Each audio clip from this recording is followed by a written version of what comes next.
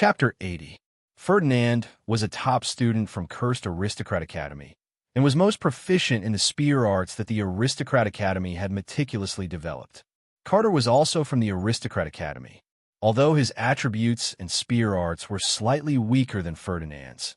The fact that he had been able to become a knight spoke volumes about his abilities. Zhou Yong was also from Treja Academy, just like Kaunitz, and his cultivation was also focused on sword arts. Boris was like a savage from the mountains. He was from Shadow Moon Academy, a genius whose talent was close to that of Kaunitz, Ferdinand, and Barbara. He was proficient in all sorts of barehanded fist and palm techniques. Right now, all four of them were knights, and all of them possessed reduced force fields. Now that they had attacked in unison, the turbulent and violent force fields came crashing over like waves, compressing the surrounding air to the point that it kept on emitting explosive sounds. Not only that, in a moment of desperation, almost all of them had performed their killing techniques. Ferdinand's long spear trembled continuously, creating a myriad of spear shadows. It was unknown how many illusions had been created in that instant. The spear in Carter's hand seemed to have turned into a huge python, trembling crazily. The tip of the spear brought with it streams of electricity, smashing toward Fong Xingjian's head like lightning. Zhou Yong and Boris surrounded Fong Xingjian from the left and right respectively. The long sword in Zhou Yong's hand shone with a piercing light, like the sun in the sky, shooting toward Fong Xingjian's face. Boris slapped out with one palm, and his palm seemed to instantly double in size. Amidst the whistling strong winds, his palm carried an extremely heavy and condensed feeling, slapping down toward Fong Xingjian with the weight of Mount Tai. The four of them attacked at the same time. Even though their abilities were only at the level of new knights, their combined attacks were still extraordinary. They seemed to have locked down every inch of space around Fong Xingjian. For streams of reduced force fields pressed down on Fong Xingjian's body, as if gravity had instantly increased by several folds. However, faced with the combined attacks of the four of them, Fong Xingjian only smiled coldly. With a dash, he had already passed Ferdinand's spearhead and was now standing face to face with them. What? Ferdinand was almost taken aback by the sudden appearance of Fong Xingjian. Before he could react, the long spear in his hand had already broken into a few pieces. Following that, Fong Xingjian pushed out with his hand, and his entire body was sent flying by a huge force. Meanwhile, Fong Xingjian's left foot stomped heavily on the ground. Dust flew everywhere, and rocks cracked. Pushed by the berserk force, he crashed into Boris's embrace.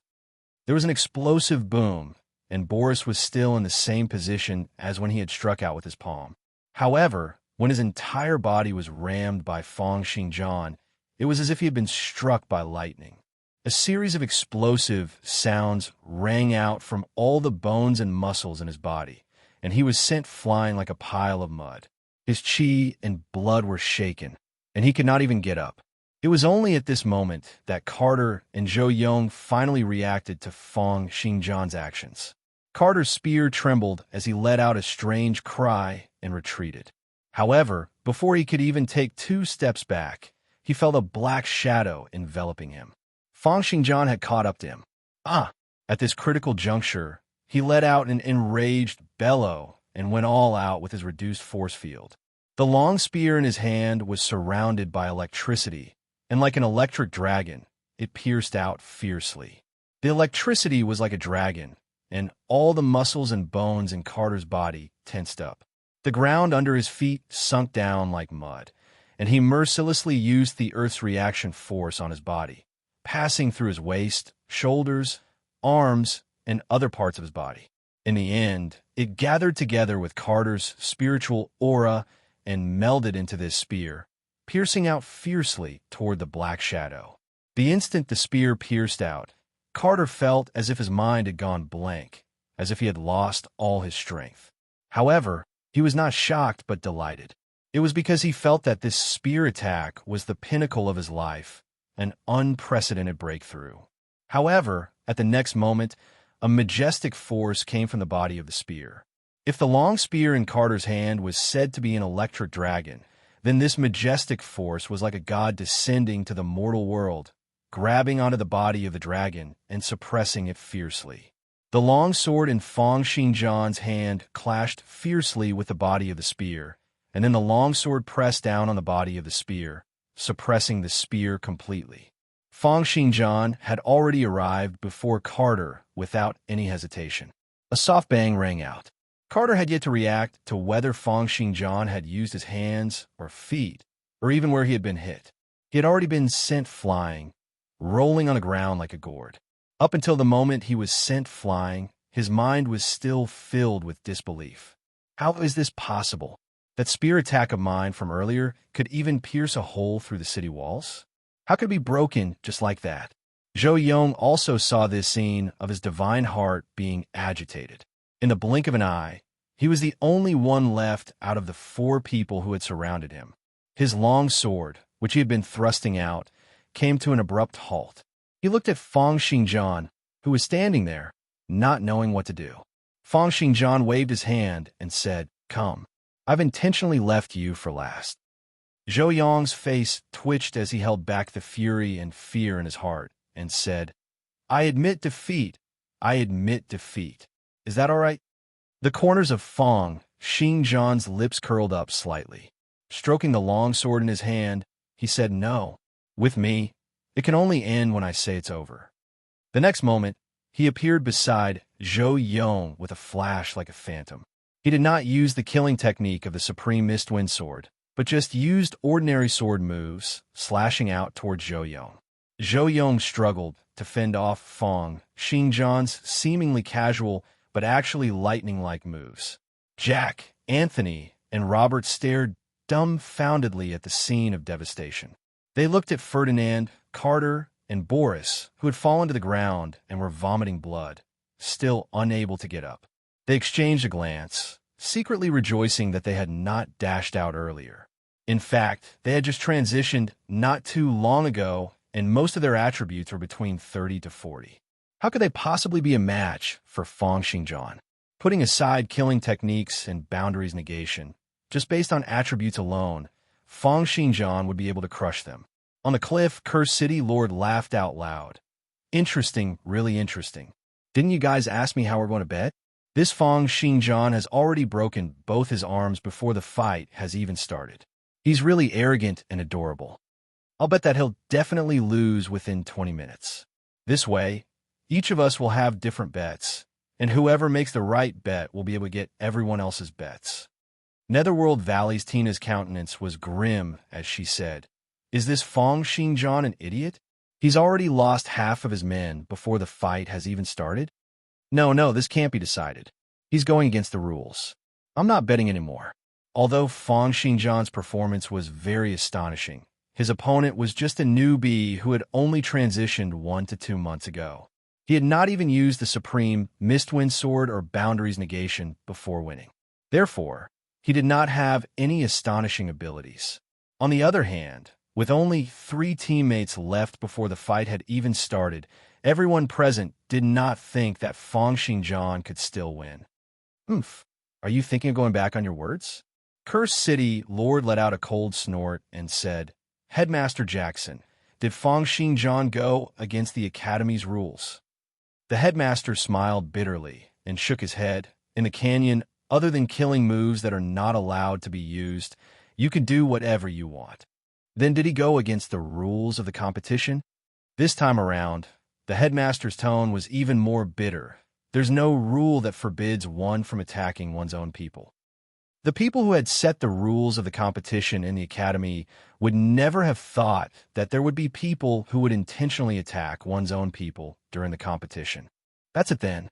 Cursed City Lord smiled in satisfaction. "Since he did not go against the rules from the beginning to the end, then the bet will still stand. Don't you agree?" As he spoke, an overwhelming pressure pressed down fiercely toward Tina. This was a conferred knight, second transition, expert from Cursed City. Chapter 81. Cursed City Lord let out a snort and said, "Since no one has any objections, let's continue watching the competition." Tina from the Netherworld Valley gritted her teeth, wanting to rebut but not daring to open her mouth. The headmaster threw a glance at Huang Lin, who looked at Fang Xingjian confidently. Amongst these people, he had been sparring with Fang Xingjian almost every day. He was the only one who truly understood how strong Fang Xingjian was now. Fang Xingjian's talent was almost like that of a monstrous genius, and ordinary knights had no chance of winning against him. If not for this, how could he have taken the initiative to make the bet with Cursed City Lord? In another 2 years, when Xingjian reaches level 19, all the knights in the first transition, including those old monsters with years of experience, will no longer be a match for him. Looking at Huang Lin's confident smile, the headmaster frowned, but did not say anything to stop Cursed City Lord. Zhou Yong, on the other hand, felt as if he had sunk into a hell-like state of cultivation. Each time he struck out with his sword, each time he blocked a move, he would feel a flash of sword light, and suddenly, the tip of a sword would pierce into his body, as if it had sliced through space. Streams of reduced force fields power stuck onto his body like countless spider webs, causing his strength to be depleted crazily within a few minutes. He felt as if he had entered the deep sea, and with each step he took, he had to break through layers of pressure, depleting a lot of his physical strength. Unknowingly, the light on the tip of his sword was no longer there. He no longer had enough physical strength to continue performing killing techniques. If he were to forcefully perform them, not only would they be useless, they would also damage his foundations. His Radiant Light sword technique used waves in conjunction with sword techniques to produce sword light to confuse the enemy. When trained to a high level, he could even use ether particles to produce sword light with destructive power. Even sword light could kill, and it was a perfect match for his waves and mental cultivation method. However, although killing techniques were powerful, they also depleted physical strength. If one were to forcefully perform them without sufficient physical strength, it would cause damage to the body and even cause irreversible damage to the practitioner's foundations. In a situation where one's physical strength was insufficient, it would be difficult to perform waves and mental cultivation methods. After all, when one was so tired that one could not even stand up and could fall asleep with just one's eyes closed, how would one be able to control one's breathing and blood flow?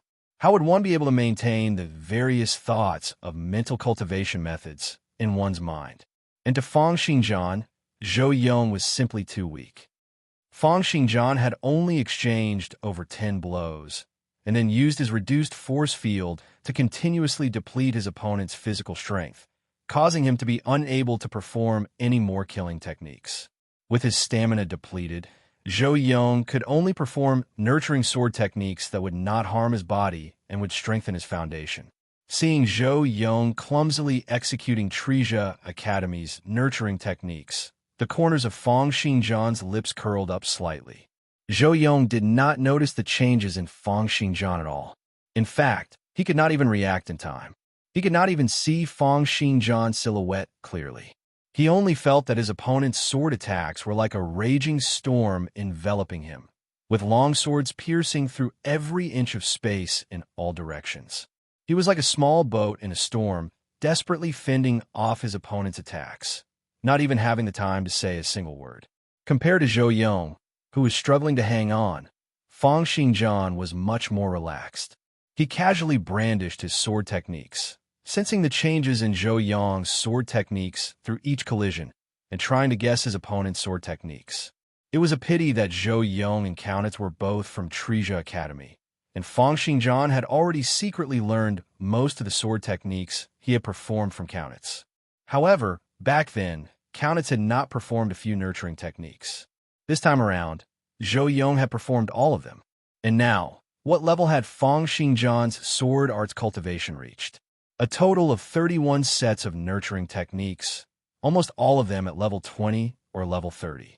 This allowed him to be said to have reached the pinnacle of nurturing techniques, reaching a terrifying level.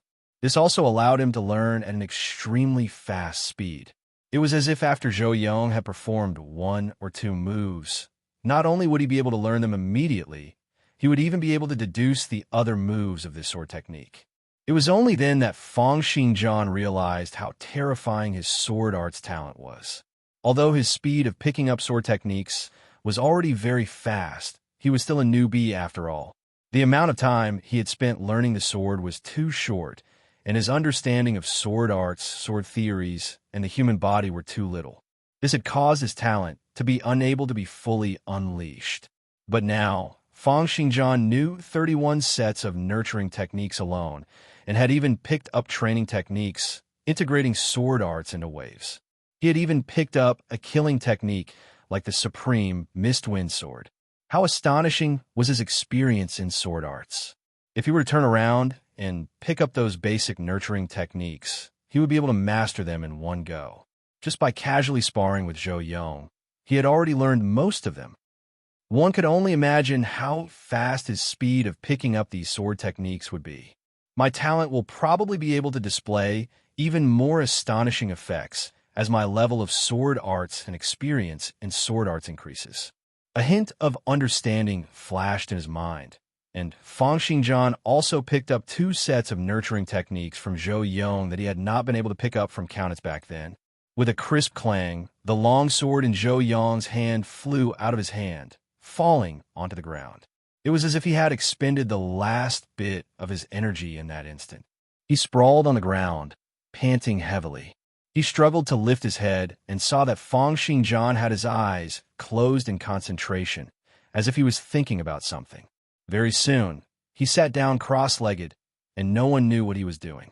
Suddenly, a column of smoke rose up from the cliff. Zhou Yong opened his eyes wide and looked over, feeling bitter. He suddenly shouted at Fang Xingjian, who was sitting quietly with his eyes closed. "Fang Xingjian, you be Aster's starred. Are you crazy? I'm going to lose again. It's all your fault." Zhou Yong was cursing nonstop, but Fang Xingjian ignored him completely. He had already started to wholeheartedly organize the 2 sets of nurturing techniques he had just picked up in his mind. He then discovered that by practicing these sword techniques in his mind, he was able to increase his proficiency in them. Although it was not as much as when he was practicing with his body, it had already far surpassed the proficiency gained by ordinary people when they were practicing sword arts. As expected, as my sword arts cultivation continues to grow stronger, the effects of my talent will also become stronger and stronger. With that, he completely ignored Zhou Yong's curses and focused on practicing his sword techniques in his mind. On the other side of the cliff, Cursed City Lord laughed. "Huang Lin, this disciple of yours is really interesting. He can clearly defeat his opponent with a single sword attack, but he likes to slowly tease his opponent, like a cat toying with a mouse. Furthermore, his opponent is a teammate from the same class. He's really vile." The others at the side also nodded in agreement. Who would have thought that Fang Xingjian would be able to pick up his opponent's sword techniques in such a short period of time? They all thought that Fang Xingjian had a vile character. Netherworld Valley's Tina looked towards the north and said, The other team has also started to move. Damn it, why are they so fast? Slow down." At this moment, Tina regretted even more that she had bet on Fang Xingjian's team to be able to hold out for an hour. Cursed City Lord laughed out loud. "I think they'll be able to finish the battle in 15 minutes. Chapter 82. Naturally, those who had also come to watch the competition were not only the leaders from the city and the academy. On the other side of the cliff, Class 252's Renault and Xiao stood on the cliff with their heads held high.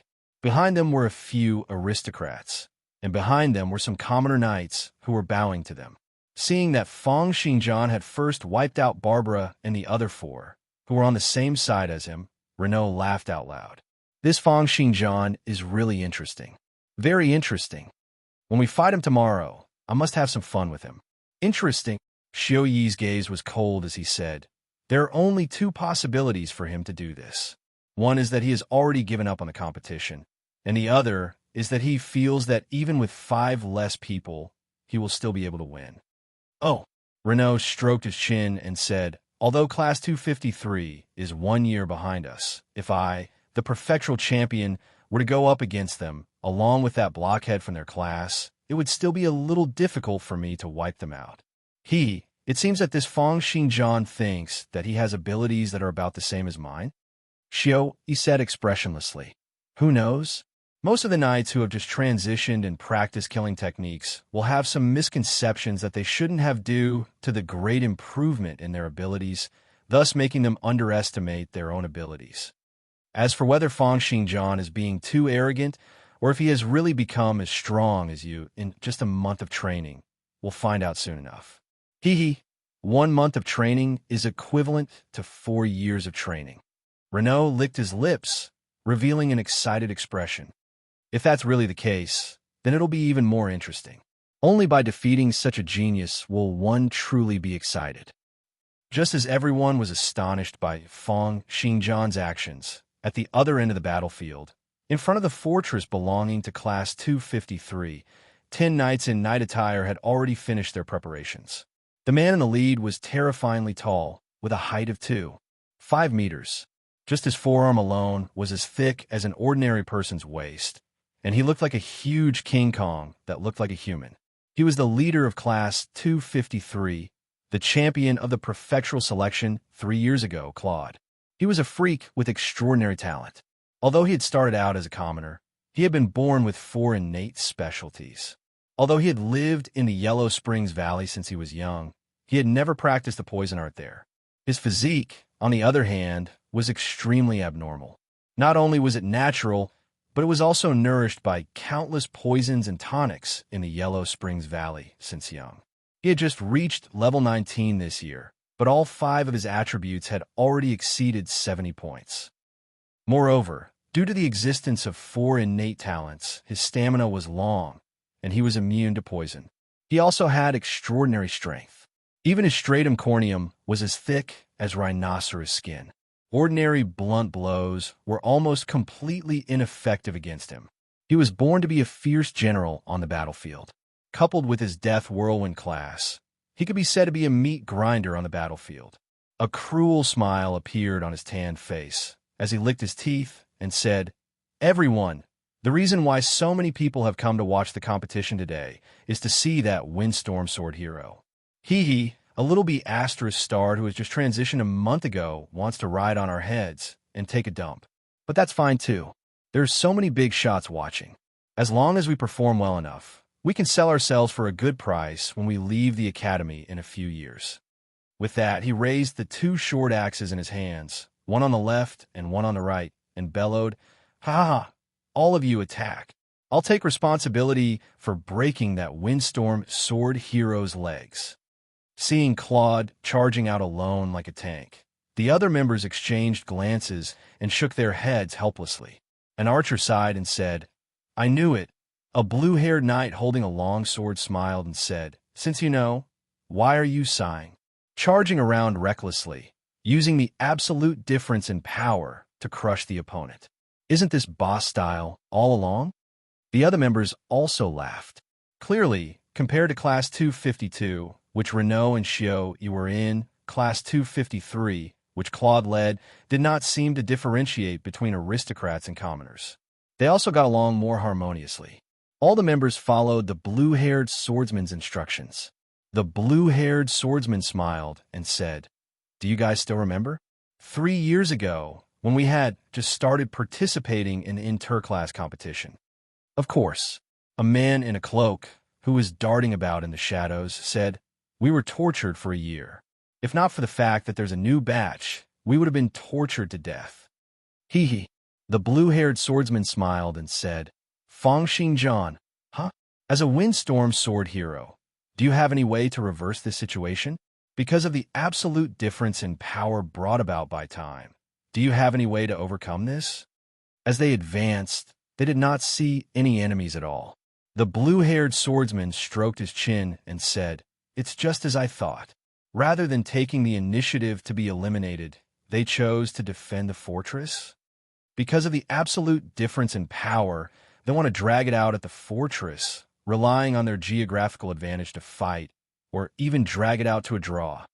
After advancing for another minute, although the blue-haired swordsman had an idea of the opponent's battle strategy, he continued to instruct his team members in an orderly manner, advancing at a steady pace. Along the way, he continued to scout according to the usual battle strategy. However, until they reached the fortress, They did not meet with any attacks. What's going on? The leader should have arrived, right? Why aren't there any sounds of battle? They had long gotten used to their leader, Claude, charging into the enemy's group like a rhinoceros, turning the place upside down. They would then surround and annihilate their opponents from the back.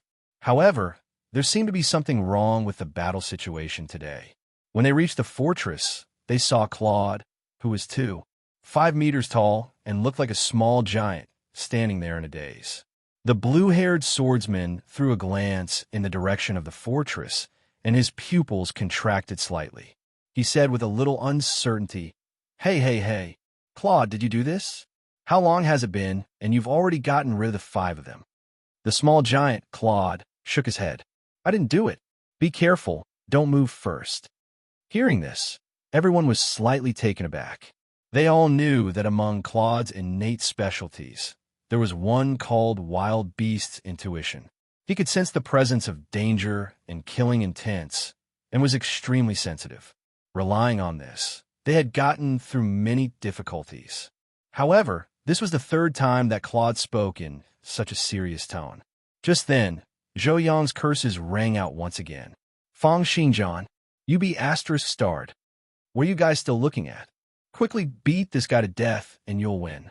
Go on. Push down this fortress. We've all surrendered.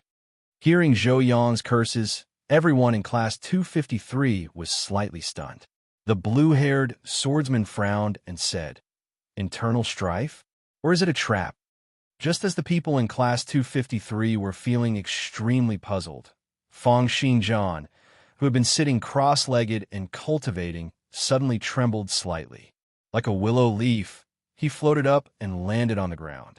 There was a calm smile on his face, and his eyes seemed to be open but not quite open, as if they contained countless secrets. He raised his finger and pointed at the people in Class 253 one by one. Claude spat out a mouthful of saliva and laughed savagely. You that lucky guy who transitioned into a windstorm sword hero? What the hell are you guys up to? Nothing much. The few on the ground have nothing to do with you guys. After Fang Xingjian pointed at the last person as if he was counting, he smiled and walked over, saying slowly, Other than the 4 who use swords, the rest of you can leave first. Before he finished his words, Fang Xingjian's silhouette suddenly disappeared. An unprecedented killing intent instantly filled Claude's entire body. He let out a furious bellow, letting out a cry like that of a tiger or a lion on the verge of death. The 2 axes in his hands had already slashed forward fiercely. Chapter 83. Clang. A loud sound, like that of the evening drum and morning bell, rang through the entire valley in an instant, startling countless birds and causing them to fly up into the sky, creating a scene of chaos. The twin axes in Claude's hands clashed fiercely with Fang Xingjian's longsword. Amidst the loud sound, Fang Xingjian was sent flying, only coming to a stop 100 meters away. His strength was only slightly over 50, a far cry from Claude's strength of over 70. However, Claude was the one who was truly shocked. On his slightly slanted cheek, a bloody gash had slashed open his entire cheek. Fresh blood spurted out, staining his entire face. Of course, although this injury looked serious, it was actually just an ordinary scratch. What truly shocked Claude was the other party's speed. Damn it, Claude shouted. Don't scatter, stay together. His speed is 2. Before Claude could finish his words, Fang Xingjian's silhouette had already disappeared once again. With a series of kacha-kacha sounds, the air was torn apart like a piece of cloth. Before a female knight who was holding onto a long spear could react, Fang Xingjian had already slapped the back of his sword. However, unlike Barbara and the rest who did not react at all, when faced with Fang Xingjian's rapid attacks, at least 3 people in Class 253 reacted in an instant. As for the female knight who was attacked, although she spat out a mouthful of blood, she still had not completely lost the ability to fight. The one who retaliated the most fiercely was Claude. With a loud bellow, the muscles all over his body swelled up, and he seemed to have grown a size larger once again. A flying axe flew out of his hand, and like a black bolt of lightning, it slashed towards Fang Xingjian with the force of a thunderbolt. With Claude's strength, this flying axe strike will be able to split an eyeball in half, even if it was protected by a steel shield. At the instant the flying axe was thrown, two other killing intents locked onto Fang Xingjian. An archer drew his bow and nocked an arrow. His movements were like flowing water, and his eyes were fixed on Fang Xingjian's brow ridge, chest, and thigh. The other cloaked man, who was shrouded in a black shadow and wielded a dagger, was extremely fast. With a dash, he arrived 10 meters behind Fang Xingjian. The dagger in his hand glowed with a poisonous green light as it stabbed towards Fang Xingjian's kidney. Faced with the trio's attacks, Fang Xingjian let out a light laugh. With a sweep of his sword, strong gales gushed forth. The supreme Mistwind sword was already out. The female knight, who had just spat out a mouthful of blood, was struck in the stomach by an atmospheric dragon and fainted. The flying axes were hit by dozens of sword chi and were deflected. The archer only saw a blur before his eyes. Amidst the strong gales, Fang Xingjian's silhouette was nowhere to be seen. The cloaked man tightened his grip on his dagger, clashing fiercely with Fang Xingjian's longsword. Then, after a series of lightning-fast sword attacks, the cloaked man flew out as if he had been pushed by Fang Xingjian's longsword. Damn it! Claude only had time to say this before he dashed out like a rhinoceros. Simultaneously, with a wave of his hand, the axes that had flown out earlier flew back to him with a spin. His pair of axes were the Empire's divine weapons. Other than being sharp and sturdy, they could be connected by ether particles within a range of 100 meters and then fly back to his hands. However, as he dashed out, he felt that Fang Xingjian and the cloaked man were getting further and further away from him. No matter how hard he tried, he was still unable to close the distance between them in the slightest. He bellowed, "Lars! Willis!" The two archers knocked their arrows at the same time. However, amidst the strong gales, they could only see two shadows flashing about. They could not even tell which was which, let alone aim properly. On the other hand, the cloaked man's heart was filled with astonishment. He was already the person in the team who excelled the most in covert operations, scouting, and lightning battles. However, the moment Fang Xingjian made his move, he felt as if he had been drawn into a violent storm. There was sword light coming from all directions, and streams of sword chis formed from white air currents were all around him. As he ran, he tried his best to fend off the attacks. There were a few times when he wanted to stop and join up with Claude and the others who were chasing after him. However, Fang Xingjian's violent attacks gave him no chance to stop at all. With a bang, he had unknowingly received a kick on his foot and was sent flying. He rolled on the ground for an unknown number of meters, feeling as if his entire body had fallen apart and he was unable to stand up. Fang Xingjian turned around and swept out with his sword. In an instant, over 100 streams of sword chis continued to dance around him.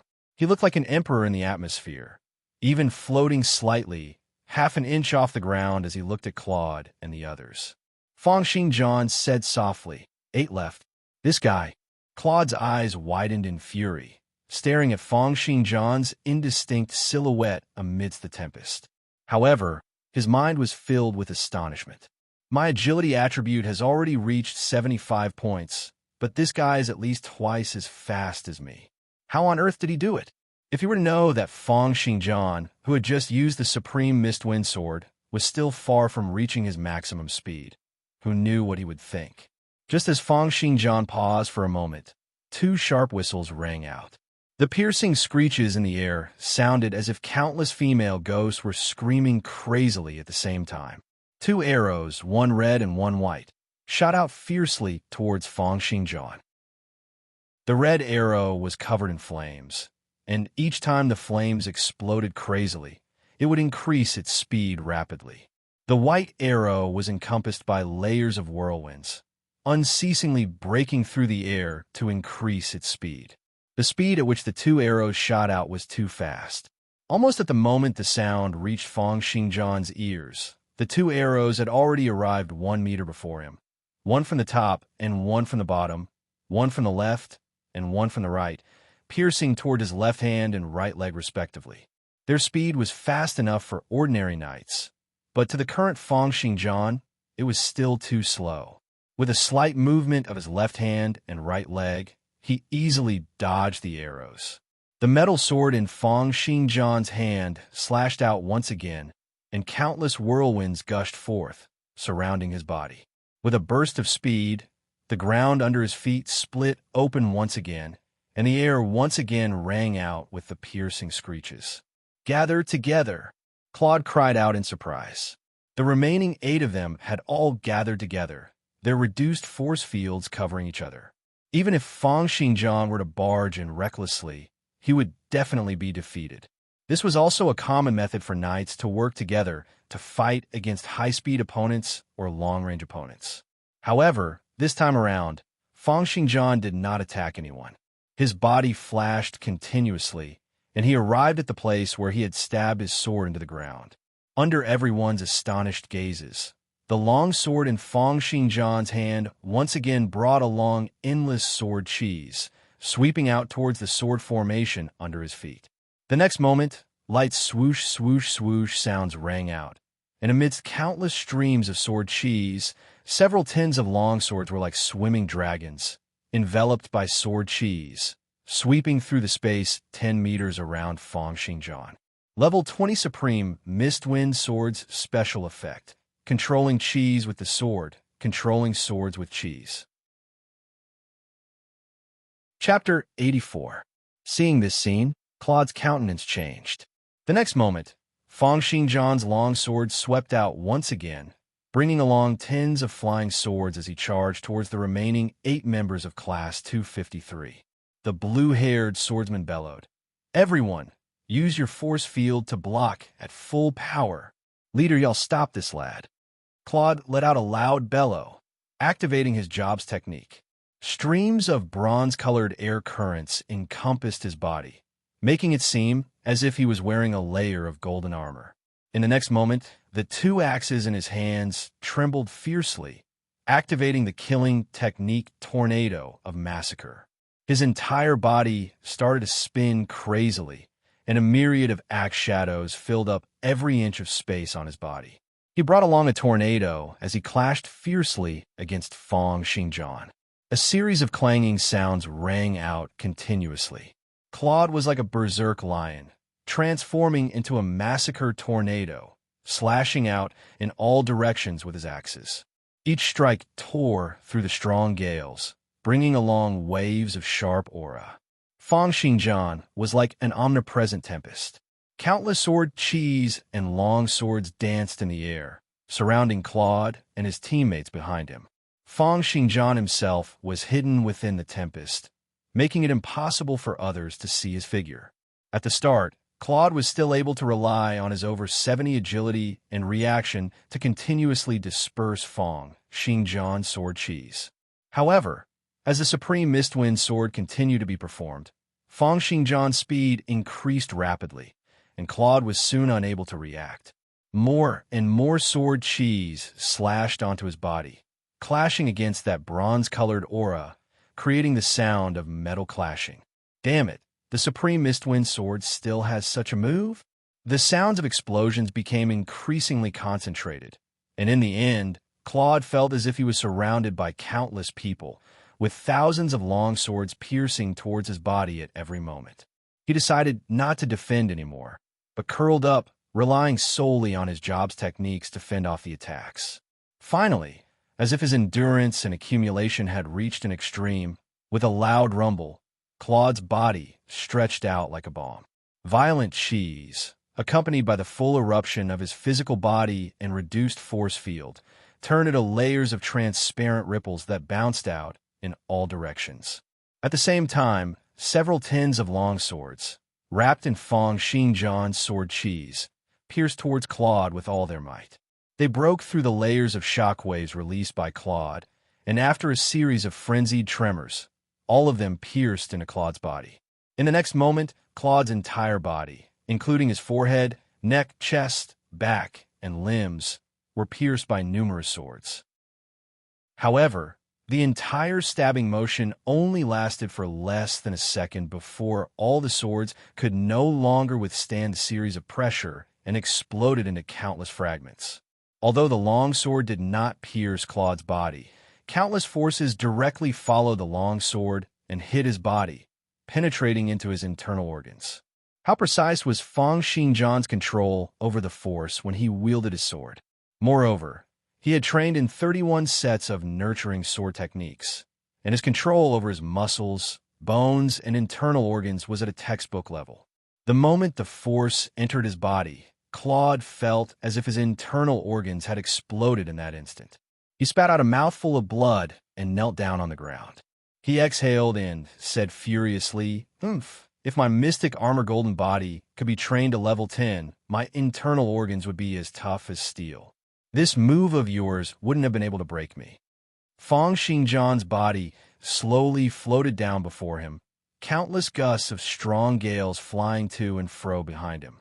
As he walked, the gales passed by Claude's body inch by inch, as if Claude was his pet. "If I wanted to kill you, you'd be long dead." After saying this, without waiting for Claude's reaction, Feng Xingjian had already arrived before the remaining members of Class 253. Claude turned back and saw that other than the blue-haired swordsman and the other 4 sword-wielding knights, the rest of them had already fainted and lost consciousness. At the same time that Feng Xingjian had defeated Claude, he had also broken through the defense of his teammates. If they had unleashed their reduced force fields at full power, it would have been very difficult for Feng Xingjian to break through them. However, they were not the same person, and there would definitely be gaps between their teamwork. Wherever their reduced force fields covered, there would be strong and weak ones, sometimes strong and sometimes weak. Faced with Feng Xingjian's sword cheese, which penetrated through every single opening, as well as the speed of his sword, which they were unable to react to, failure was the only possibility. Claude's countenance turned grim. Originally, when he was dealing with Feng Xingjian, due to the absolute difference in speed, he had been in a situation where he could only take a beating without being able to retaliate. Now that he realized that Feng Xingjian's sword techniques were so exquisite, it meant that when Feng Xingjian had said earlier that if he wanted to kill him, he'd be long dead. He'd be long dead. Feng Xingjian looked at the remaining 4 sword-wielding knights, and with a shake of his sword, he said, "Come at me together." On the cliff, Huang Lin laughed out loud. "I'm sorry, everyone. It's only been 8 minutes, right? Seems like I've won this round." "You old rascal," Netherworld Valley's Tina said in displeasure. "You've long known of Feng Xingjian's abilities, haven't you? That's why you provoked us to bet with you." "Hee hee, so what if I've long known?" Huang Lin smiled. "If I'd said that he'd be able to defeat 10 knights single-handedly, would any of you have believed me?" Everyone exchanged glances. They knew that if Huang Lin had said this earlier on, it would have been very hard for them to believe it as well. After all, to think that a knight who had only transitioned for a month would be able to defeat 10 knights who had transitioned for 3 years. This information was too shocking. All the geniuses who had appeared in history had left their names in the annals of history, and some had even become divine-level characters in the end. This was especially so for Feng Xingjian's control of sword cheese earlier, which had displayed an unprecedented level of exquisite sword arts, the supreme Mistwind sword which had broken through all limits. At this moment, the gazes they used to look at Feng Xingjian were still different. Their eyes were filled with astonishment, envy, jealousy, and all sorts of other emotions. They suddenly realized that they might be witnessing the beginning of a legend, as long as Feng Xingjian did not fall midway. Of course, the expressions of those who had lost the bet did not look good either. Netherworld Valley's Tina's face twitched. Their valley specialized in using poison to detoxify poisons, and each bottle of antidote they created was equivalent to a few lives. Even though she was an elder in the faction, to hand over 100 bottles at one go was a huge loss. How could she not feel the pinch? Tina shook her head, sighed. Why isn't this Feng Xingjian a student of our Netherworld Valley? Huang Lin said unhappily, "Your valley specializes in poison, not swords." Tina smiled and said, "We can give a medicine every day to strengthen his body. Look at how strong Claude's body is." Treja Clan's clan head frowned slightly, his face looking even more distressed. Rebecca, that crazy old woman. This Feng Xingjian is so powerful. Seems like he won't be placated by body-tempering ointment. Should we get rid of him before he rises up? Or should we add more chips and rope him over to our side? However, just thinking of the price they would have to pay for either of these two options made the distressed expression on his face even more intense. Only when he thought of Countess did he relax a little. Thankfully, that person has taken a liking to Countess. This way, we won't have to worry too much about Feng Xingjian becoming stronger. Chapter 85. Curse City Lord looked at Feng Xingjian and the four shaky swordsmen, and his countenance turned even more grim, turning as black as the bottom of a pot. Thinking of the conferred knight's remains that he was about to hand over, he felt even more pained. He had been rearing 20 wind eagles, and each one of them could be said to be his treasures. They were all precious resources that could be used by his clan to nurture talents in the future. However, 10 of them had been snatched away by Headmaster Jackson, and this had already caused him great pain. Now, he was going to hand over the conferred knight's remains that he had gathered with great difficulty. These were treasures that could be used to create superior remains divine weapons in the future, treasures that could suppress a region. Seeing how black his face was, Huang Lin smiled and said, "City Lord, when will the conferred knight's remains be sent over?" Are you afraid that I won't keep to my word?" With that, he waved his sleeves and turned to leave. "I'll send it over tomorrow." Looking at his disappearing back, Huang Lin smiled inwardly. The Treja clan's clan head said with a bitter expression, "I'll also send someone to send the body-tempering medicine over next year." Huang Lin then looked at the leader of the aristocratic academy, Houston, and asked, "When will the deed of the house be sent over?" Houston said unwillingly, "Got it. I'll send someone to send it over in a while." Huang Lin added, "Also, don't remove the servants, gardeners, housekeepers, and all sorts of plants and furniture." Houston let out a snort and said, "Don't worry. I'm not such a sore loser." In his heart, he was cursing Feng Xingjian for being a sly old fox. He had just been thinking of removing everything in the manor and losing an empty house to Feng Xingjian. However, regardless of how they felt about the bet, the fact that Feng Xingjian had single-handedly defeated 10 knights a month after his job transition had been deeply imprinted in their minds. To be honest, any one of them would be able to defeat 10 ordinary knights. However, how long had they been cultivating? How long had Feng Xingjian been cultivating for? This was no longer something that could be simply described as a genius. All the clans and influences in Cursed seemed to have slightly changed their plans regarding the academy because of Feng Xingjian's performance today.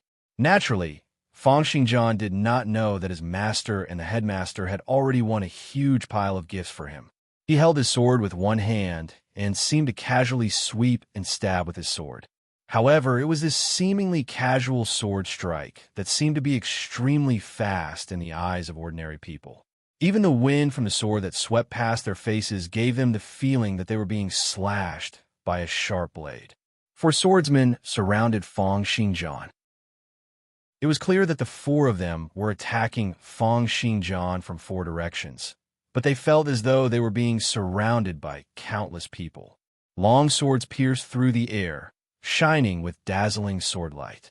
At every moment, it seemed as though there were countless sharp swords flying towards them. Quick, quick! It was too fast. That was their only thought at the moment. Feng Xingjian's sword seemed to be at their throats at all times, able to take away their distance at any time. They could only desperately display all the sword techniques they knew, trying their best to resist the waves of attacks that came one after another like a tsunami. Crisp, clanging sounds rang out incessantly from the swords of the four swordsmen, and the tidal-like attacks continued to press down on their nerves. Each sword blade seemed to sweep past their hearts, throats, and temples. Every strike of the sword seemed to drain every ounce of their strength. Unknowingly, they were no longer able to use their killing techniques. Just relying on the simplest nurturing and training techniques, they squeezed out their energy time and time again, breaking through their limits time and time again, trying to catch up to Feng Xingjian's pace. Every minute and every second seemed to drag on like a year. Finally, with 4 consecutive clanging sounds, the swords in the hands of the 4 swordsmen were all sent flying. After spinning a few rounds in midair, they stabbed into the ground. The 4 swordsmen, including the blue-haired knight, all let out a breath. They either half-knelt or fell to the ground, panting heavily. At this moment, they actually felt more relaxed, as though it was finally over. The blue-haired knight panted heavily, feeling as though his heart was about to jump out from his chest. All the muscles in his body did not want to move in the slightest. He looked at Fang Xingjian in a daze. Fang Xingjian stood still with his sword in hand, his face not flushed, nor was he out of breath. From the way he strolled leisurely, it was impossible to tell that he had just experienced an intense battle. This guy, what kind of monster is he? I've always known that every prefectural champion is a ferocious beast in human form. But this Fang Xingjian, it's only been a F***king month since he transitioned. Is he going to let us live? The others were also horrified, and their expressions were more or less the same. Behind Fang Xingjian, Zhou Yong, who had been shouting and scolding Fang Xingjian, was like a duck whose neck had been squeezed. His mouth was agape, but he could not say a single word. He stared at Fang Xingjian with his eyes wide open, as though he was looking at some prehistoric beast. Ferdinand let out a bitter laugh, lying on the ground with his back facing the sky. He really did not know how he should comment on this match. Robert looked at Fang Xingjian with gleaming eyes, rejoicing at his own judgment. He was now even more determined to follow Fang Xingjian. Fang Xingjian sat cross-legged on the ground, continuously practicing the sword techniques he had just learned in his mind.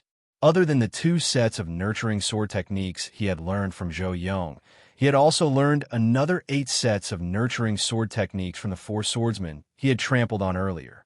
These 4 people came from different factions and academies, and after depleting their energy, he had learned another 8 sets of nurturing sword techniques from them. However, after practicing for a while in his mind, he realized that everyone was still staring at him in a daze. He opened his eyes, threw a glance at Robert, and said, "Go take over their fortress. That way, the match will end, right?" Yes, I got it." Robert looked at Fang Xingjian, who was brimming with killing intent, and his voice was trembling. He nodded and ran towards the opponent's fortress. Claude laughed coldly. "There's finally a good show to watch. Fang Xingjian, I really want to know what the outcome would be if you were to fight with those freaks from Class 248 and Class 249. Class 248 and Class 249 were the classes that had been in existence for the longest time. They were older than Fang Xingjian and the others by 7 to 8 years. They were also publicly acknowledged as the strongest class in the academy. The prefectural champions of the 2 classes were also recognized as the 2 strongest knights in the entire academy. Even the one from Class 248, who had passed the regional selection, was only considered to be slightly stronger than the 2 of them.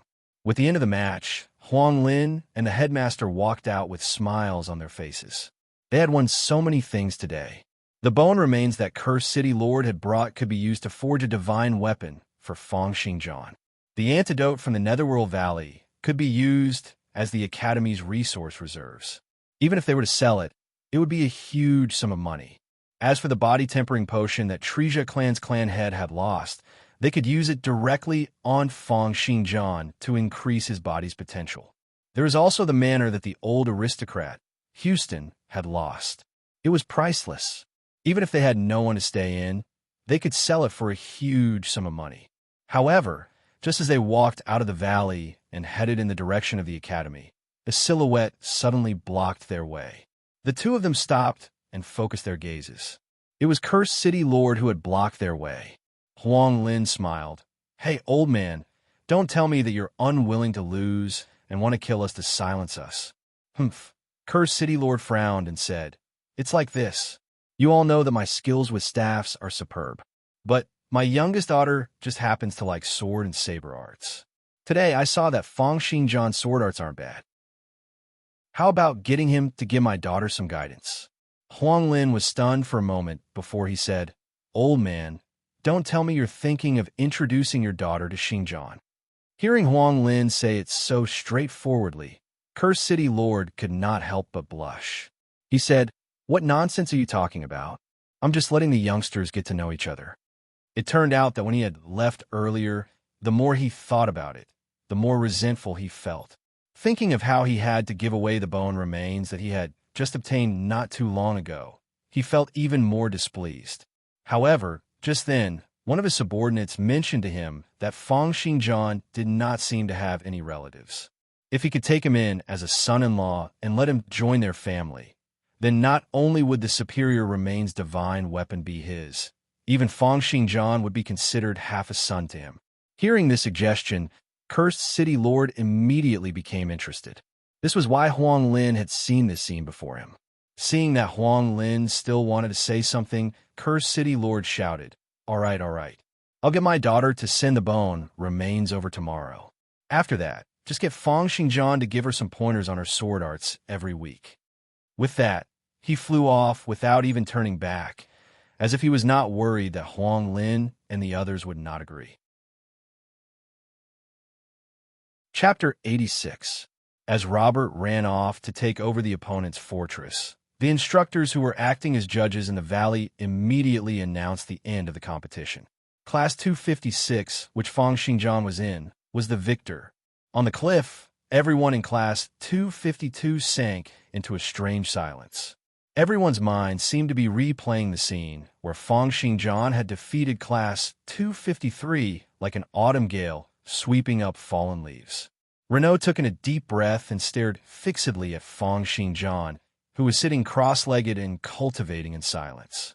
He suddenly said, "This Fang Xinjiang is very powerful. A windstorm sword hero is naturally powerful." Xiao Yi's eyes were filled with a cold gleam. "It's just that I didn't expect him to be this powerful." At this moment, a strong killing intent surged in both of their hearts. Seeing a young man who had only transitioned for a month, easily defeating a powerful knight who had transitioned for 3 years, how could they not be jealous and furious? They were burning with jealousy, wishing that they could replace Fang Xinjiang. Such talent. Why isn't it with me? Xiao Yi's eyes were fixed on Fang Xinjiang, revealing a snake-like, greedy gaze. However, the next moment, they retracted their killing intent. At least for now, in the academy, it was impossible for them to attack Fang Xinjiang. There's no need to fear the other people in Class 256. The key is Fang Xinjiang. If we want to defeat them, we'll just have to defeat Fang Xinjiang, Renaud said, licking his lips. Maybe we don't have to defeat them. Xiao Yi narrowed his eyes and said, maybe we just have to hold them back. Moreover, in this world, speed does not mean invincibility. That's right, Renaud grinned. Speaking of which, I like fast opponents the most. He. Just then, a commoner knight from their class ran over, walked to Xiao Yi's side, and said, "Young Master Xiao Yi, someone from your family has come. He says he has something for you." Seeing the judge announce the victory, Fang Xinjiang slowly stood up. Anthony and Jack were the first to rush up, saying excitedly, "We won. Xinjiang, you're too amazing. You single-handedly defeated all 10 of them."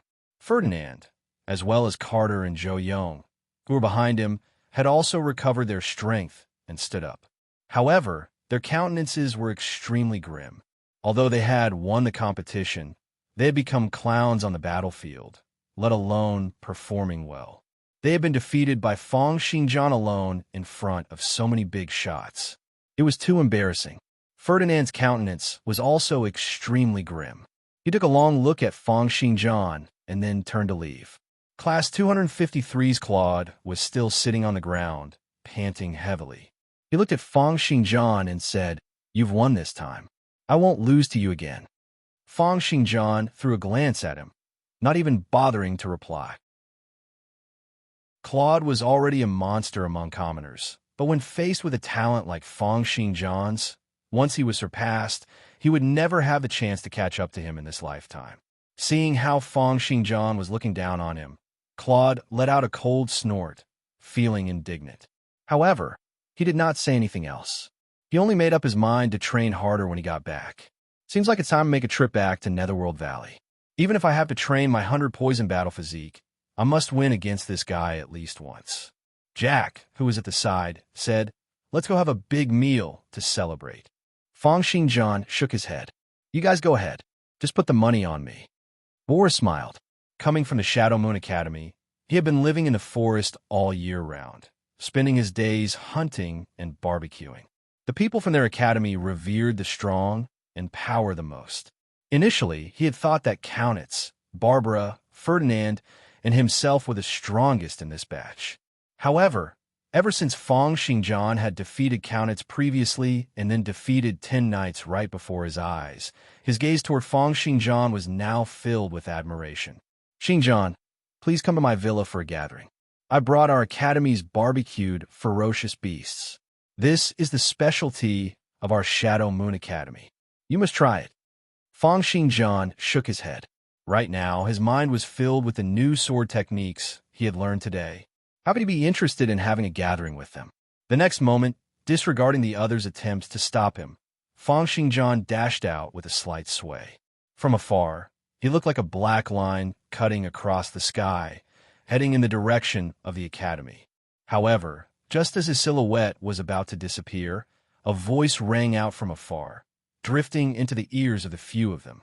"Send a set of barbecued meat to my villa." Jack blinked and said, "Recently, Xingjian seems to like eating more and more." Anthony smiled and said, "It must be that the headmaster has stuffed him with too many delicacies, causing his appetite to swell."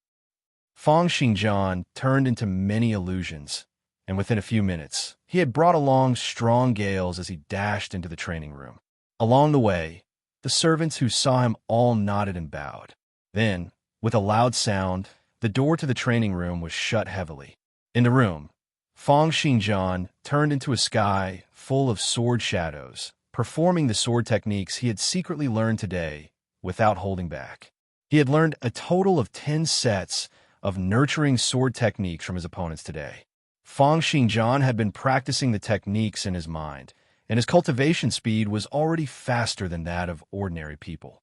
Now that he was performing them physically, the sky full of sword shadows bloomed, as if hundreds of flowers were blooming at the same time, releasing countless resplendent sword lights. The 10 sets of nurturing sword techniques he had just learned also continued to grow stronger at a speed that could be seen by the naked eye. His current experience in sword arts, as well as his cultivation in sword arts, could not be mentioned in the same breath as in the past. His talent in sword arts was even greater, and within a short 5 hours, he had already trained more than half of the sword techniques to level 10. He then rested for a while, ate the dinner sent by the academy, and continued his practice. After another 3 hours, he had trained all 10 sets of sword techniques he had learned to level 10. However, only 2 sets of sword techniques had provided him with additional attributes. This meant that the effects of these 2 sets of sword techniques were not the same as the other nurturing sword techniques he had learned, and could provide him with additional potential. With a ratio of 2 out of 10, as he cultivated more and more nurturing sword techniques, the number of nurturing sword techniques he could find that were effective would also decrease. Wiping the sweat off his forehead, Fang Xingjian saw a maid dozing off as she waited for him. Next to the maid was a small cart. Fang Xingjian walked up to her, opened the cover of the small cart, and saw a big bowl of barbecued meat placed there. It was a pity that a lot of time had passed, and the barbecued meat had already turned cold. However, he did not care about this. He tore off a big piece of meat and put it into his mouth. Just then, the maids at the side woke up. Seeing Fang Xingjian's actions, they got a shock and said loudly, "Sorry, let me help you heat up." "There's no need." Fang Xingjian waved the maid away and quickly stuffed the entire piece of barbecued meat into his mouth. He did not look at the 10 or so potential points he had gained, but was instead savoring the taste of the barbecued meat. Not bad. After finishing the last piece, Fang Xingjian snapped his fingers and a maid walked over. "Tell the chefs to learn how to make this barbecued meat. I want to eat it tomorrow." "Yes." The maid seemed to be used to it, nodding and leaving. As Fang Xingjian walked toward his room, he looked at his stats window. On it, There were a few blurry words that seemed to be trying to form, but were unable to. This was the situation that had started after he had trained all 10 sets of nurturing sword techniques to level 10 today. Fang Xingjian looked at this scene curiously, thinking to himself, what speciality is this? Is there anything else I can't form? Could it be that I need to cultivate more nurturing sword techniques? Chapter 87. Early the next morning, in Fang Xingjian's courtyard, streams of majestic sword cheese shot toward the sky like laser cannons, as if they were going to tear the sky apart at any moment. With each stream of sword cheese released, there would be a series of booming sounds in the air. Even the cups and teapots in the villa would tremble along with the table. A group of workers were repairing the windows in the courtyard, reinforcing the glass. The broken glass had been shattered by the shock waves from the air when Fang Xingjian had released his sword cheese the day before. A few workers were repairing the glass while occasionally glancing at Fang Xingjian's position. He was standing there casually, the 3-feet-long sword in his hand. Occasionally, he would sweep, slash, or slash toward the sky. Streams of sword cheese, which were like dragons emerging from the sea, or like the Milky Way plunging down, pierced through the air. Seeing this scene, the workers all had a look of horror on their faces. Is this the night level? It's really amazing. That's not an ordinary night. A worker with a protruding mouth and ape-like cheeks said, that's a windstorm sword hero. Do you know what a windstorm sword hero is? That's a job that will allow one to become a divine-level character in the future. At the side of the lawn, Robert stood there respectfully, looking at Fang Xingjian wantonly brandishing his sword cheese. Unknowingly, he lowered his head even more. Fang Xingjian stood in the courtyard, still silently practicing the supreme Mistwind sword. Right now, compared to a month ago, he could brandish his sword cheese more than 10 times as he wished. An hour later, the metal sword shattered. He casually clapped his hands to get rid of the metal powder, but there was no sign of intense exercise on his body. He looked to the side. Robert had been waiting for a long time. Therefore, Fang Xingjian waved his hand, and servants brought over tables, chairs, dishes, and even a canopy. In the blink of an eye, the lawn had turned into an outdoor restaurant. Fang Xingjian nodded his chin, indicating for Robert to sit down. Robert hurried over. Fang Xingjian drank a big bottle of milk, then started to eat the ferocious beast meat that the chefs had roasted in imitation of the Shadow Moon Academy. As he ate, he asked, "What's the matter for coming here so early?" Robert said, "Xingjian, it's like this. I've heard some news that might be related to today's competition." Although Robert was tall and looked even more muscular than Fang Xingjian, in front of Fang Xingjian, he was as obedient as a cat. There was only one reason for this, and that was that Fang Xingjian had displayed a power that was more than 10 times stronger than his. He deeply understood how terrifying Fang Xingjian was. Anyone from class 253 yesterday could easily defeat him. This was the difference between the royal school and his small dojo. However, these 10 people had been casually dealt with by Fang Xingjian. This made Robert deeply understand how terrifying Fang Xingjian was. In his heart, he was afraid that Fang Xingjian could stab him to death with just a few strokes of his sword. Moreover, Fang Xingjian had just transitioned into a windstorm sword hero a month ago. Of course, he would try his best to cling onto such a strong backing. The reason why he had disbanded his faction and joined the Empire was so that he could cling onto the Empire's strong backing. In today's competition between Fang Xingjian's class was between Class 256 and Renault's and Xiuyi's Class 252, a class that had transitioned 4 years earlier than them. Hearing Robert's words, Fang Xingjian casually drank the seafood soup in his hand. Not only were the ferocious beasts in the sea huge in size and difficult to capture, they also contained 10 times more vital energy and blood than the ferocious beasts on land. The taste was also several times more tender. When Fang Xingjian opened the lid, a strong fragrance wafted out, causing Robert, who was sitting opposite him, to gulp down a mouthful of saliva. He drank it in one gulp. The meat melted in his mouth, and the extremely tender taste rushed into his mouth. In the end, it turned into a warm current that flowed through his entire body, increasing his potential by over 10 points. A hint of greed flashed in Robert's eyes. In this world, power was very important, and money could be used to purchase all sorts of resources. No knight would ever complain about having too much of the food created by these ferocious beasts that could increase one's potential or even their attributes. However, not everyone would be able to obtain as many resources as Feng Xingjian had now. Money and power were still the most important factors in widening the gap between aristocrats and commoners. Feng Xingjian asked, "What news?" Robert hurriedly said, "I've asked around about Class 253's prefectural champion, Renault. His first transition job is Soul Seeker Archer. Out of the 17 jobs provided by the Academy, it is the one that counters speed-type experts the most. It's said that in the entire Academy, no one can be faster than his arrows." "Oh," Feng Xingjian smiled. "How fast?" "Soul Seeker Archer has a skill called Formless Shot. It's said that it's faster than sound. By the time you hear the sound, the arrow will already be on your body. Therefore, this skill cannot be seen with the naked eye, and sound is useless as well. It's an arrow that's extremely fast. Also, his homing arrow can make turns and turns in the air at will.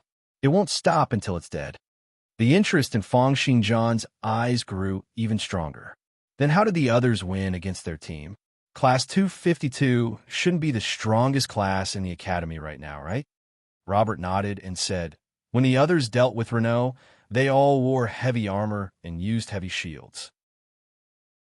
Then, 5 or more of them would stand together and display their reduced force field for defense, then slowly push forward and occupy the fortress. But even so, Renault managed to win against those stronger than him, even though he was the weaker one. He defeated knights whose levels and attributes were higher than his." Seeing that Feng Xingjian was indeed listening, Robert continued, "Therefore, we might have to use the same method. I've already borrowed 5 sets of heavy armor from the other classes. When the time comes, the 5 of us can cover you together. When you reach the fortress, you can dash in and wipe them out in one fell swoop. Then, you can occupy the fortress and win. If Renault is covering you from outside, we'll guard the door and not let him in. If Renault starts shooting from within the fortress, then after you dash in and engage in close combat with him, the chances of you winning will be much higher." Feng Xingjian did not comment on this. Robert felt that it was strange.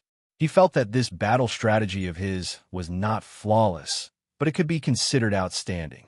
Therefore, Robert said, "Xingjian, although you've transitioned into a windstorm sword hero, the duration is too short. Renault Soul Seeker Archer is too much of a speed-type job. Everyone in the Academy has placed their bets on them winning this round." Feng Xingjian was aware that the servants, teachers, and instructors in the Academy would often set up bets during the inter-class competition. However, after finishing the rest of the food, Feng Xingjian nodded and said, "Your plan isn't bad, but I don't plan on using it." Robert asked in surprise, "Why?" "Because I'm faster." Chapter 88. Robert left with his brows furrowed. He still could not understand the meaning behind Feng Xingjian's words. Or rather, he understood, but still could not believe it. Faster than the speed of sound? Thinking of this, he felt the hairs on the back of his head stand up, as if forcing himself to cut off this train of thought. An arrow breaking through the speed of sound and a person breaking through the speed of sound were 2 completely different concepts.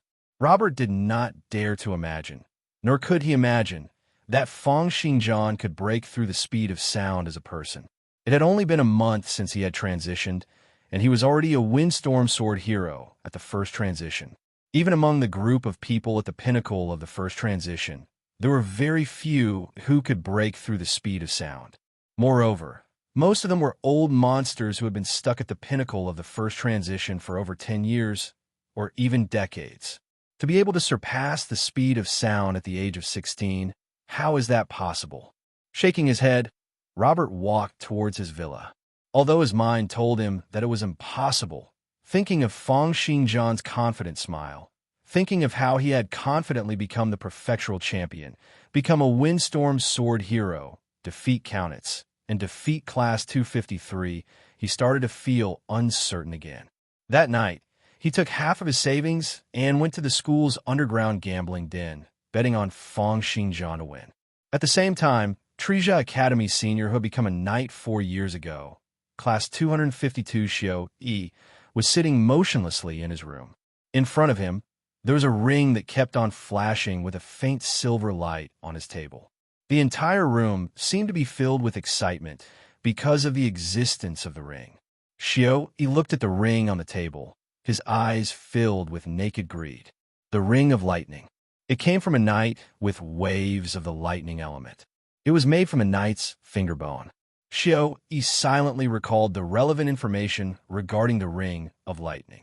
As long as this ring was worn and bound to the user's wave's mental cultivation method, it could be activated or deactivated according to the user's will. As long as the ring of lightning was activated, a layer of invisible and colorless lightning armor would form on the user's arm, chest, and abdomen. It did not have any physical defense, but could cause lightning damage to all attackers, as well as cause a numbing effect. In other words, after using the ring of lightning, if someone punched or kicked his arms, chest, or abdomen, or clashed with his longsword, they would be electrocuted and paralyzed. Electricity was a very special kind of attack. It could use the human body as a medium to transmit electricity. In the process of transmission, it could destroy the human body's blood, nerves, muscles, and other organs. It was an attack that was difficult for the weak and strong to resist. Even if it's Feng Xingjian, as long as he comes into contact with my body during battle. No, as long as his sword comes into contact with my sword, then his body will receive an electric shock, which will then produce a numbing effect. His physique is very strong. Perhaps the paralysis effect isn't that great, but the paralysis effect during close combat is enough for me to kill him 10 times over. This ring of lightning was created specifically to counter high-speed enemies. No, it should be said that in a battle between experts of the same level, this inferior remains divine weapon would counter almost all close combat opponents. An excited smile broke out on Xiao Yi's face. This ring of lightning was a rare item even amongst inferior remains divine weapons. Even in the Treja clan, it was definitely rare. And now, Rebecca had taken it out and given it to him. Moreover, Rebecca had also promised that as long as he defeated Feng Xingjian, this ring of lightning would be his. If obtaining an inferior remains divine weapon could be said to be a great surprise, then being able to defeat Feng Xingjian in front of so many people would be an extremely good thing. Feng Xingjian had just transitioned into a windstorm sword hero, and he had even single-handedly defeated 10 knights from Class 253. If Xiao Yi could defeat him in a one-on-one close combat, then it would be an extremely dazzling result, allowing him to stand out amongst the many knights. Feng Xingjian was very powerful. His talent was also very outstanding, and his results were even more dazzling. But it was also because of this that, other than many people revering and worshiping him, there would also be many people who would want to defeat him. Through defeating him, they would become famous, gaining the attention and investments of important people. Xiao Yi was clearly such a person. If I can defeat Feng Xingjian tomorrow, my status in the Treja clan will increase by leaps and bounds. Even Countess will not be able to match up to me. Even those few people in the Imperial City might view me favorably. I'll definitely be able to defeat him. I'll definitely defeat him. Xiao Yi slowly put on the ring of lightning, his wave's mental cultivation method circulating all over his body, gradually harmonizing with the ring of lightning. He has the ability to control long swords from a long distance, but I can use skills to block it. I must force him into close combat. On the huge grass field, the prefectural champion of Class 252, Renault, was holding onto a huge longbow that was over 2 meters long, standing quietly in the middle of the grass field. The huge bow was engraved with various inscriptions of unknown meaning, and the bowstring seemed to be made up of countless muscles mixed together, emitting a faint glow. Stroking the huge longbow in his hands, Renault's heart was filled with confidence. This was his weapon, the inferior remains divine weapon, Sacred Bow. It was a bow that could communicate with ether particles, forming a specific geomagnetic track to create an acceleration force field, and then use the acceleration force field to increase the speed of the arrow. As long as he had this bow in his hands, he would have the confidence to face any enemy. Just as Renault was stroking the longbow, countless sharp whistling sounds rang out at the edge of the grass field. A total of 10 servants were holding on to crossbows, standing in different directions and shooting at Renault at the same time. These crossbows were clearly products from the military, sent over by Renault's clan to support him. Even if an ordinary person without any extraordinary powers were to prepare them in advance, a single shot would have a tremendous prowess. At the very least, in terms of speed, it would not lose out to the full-powered piercing of an ordinary knight. These 10 servants were about 100 meters away from Renault. With 10 crossbows shooting at the same time, it would take them less than a second to hit Renault. However, in less than a second, Renault's hands seemed to have become a series of afterimages. 5 sharp arrows suddenly appeared on the bowstring and then disappeared, followed by another 5 arrows appearing and then disappearing. As the bowstring trembled, there seemed to be minute ripples appearing, shaking the air and the hearts of those who saw it. In the blink of an eye, Renault's hands stopped drawing the bow and knocking the arrows. A series of crisp sounds rang out in the air, and the 10 arrows shot toward him had all fallen to the ground. A crisp sound of applause rang out, and Renault's butler walked out from the shadows, saying joyfully, "Congratulations, young master, on achieving another breakthrough. Your dragon-slaying archery has reached the level of being able to shoot 10 arrows with a single glance. There's hope for you to get first place in the inter-class competition this time around." The dragon-slaying archery was the killing technique that Renault cultivated. It was a terrifying killing technique that controlled the arrows like a magnetic field through the mutual influence of the ether particles in nature. I'm still a little short of first place. Class 248's Hamel and Class 249's Ralph. As the 2 strongest knights in the academy, they won't be easy to deal with. Renault smiled, an unprecedented confidence on his face. However, it's almost certain that I'll be able to deal with Feng Xinjian tomorrow. His defense is too weak, so what's the use of being fast? No matter how fast he is, can he be faster than my arrows? With my pair of eagle's eyes, there's no way he'll be able to dodge my shots. What's more, his actions today were all seen by me. His speed won't be able to escape my eyes. Eagle's eyes was clearly a specialty that Renault had specially cultivated in order to strengthen his archery skills. From the name alone, it was obvious that it was specially used to increase his vision. Chapter 89. Not long after Robert left, another guest arrived at Feng Xinjian's villa. In the training room, Feng Xinjian was practicing the nurturing technique he had just learned. Their class's competition today was in the afternoon, so he was still making good use of his time to practice. It was at this moment that a commotion came from outside the villa. Feng Xinjian stopped his sword and frowned as he looked in the direction of the commotion. The next moment, a loud bang rang out, followed by an ear-piercing scream. It was the scream of a maid. Feng Xinjian's countenance changed, and with a flash, he dashed out, bringing along a strong gust of wind. In the courtyard, a short figure of about 1.6 meters walked over slowly. The metal gate outside the courtyard had fallen to the ground, clearly having been smashed open by force. A middle-aged maid cried out in shock, "You can't come in. The headmaster has ordered that no one is to disturb the Lord's training." That figure said impatiently, "My father asked me to come here. Otherwise, why would I be interested in coming here? Where's Feng Xinjian? I've brought him the knight's remains." That figure's bellow was like thunder, and in the blink of an eye, it spread throughout the entire villa. Feng Xinjian frowned as he appeared amidst the strong gales. Looking at the door which had been smashed open, as well as the frightened maid on the ground, he said in a cold voice, "Who are you? Why have you barged into my house?" However, there was a hint of astonishment in his gaze as he looked at the figure. It was a young lady who was about 6 meters tall. From her face, she had a ponytail and neat bangs. She looked extremely delicate and pretty, like a pure high school student. However, the young lady's body made her appear extremely well-built. Her long and slender legs almost reached the waist of an ordinary girl, and her exposed hands were filled with slightly bulging muscles. Although they were not very muscular, they looked very powerful.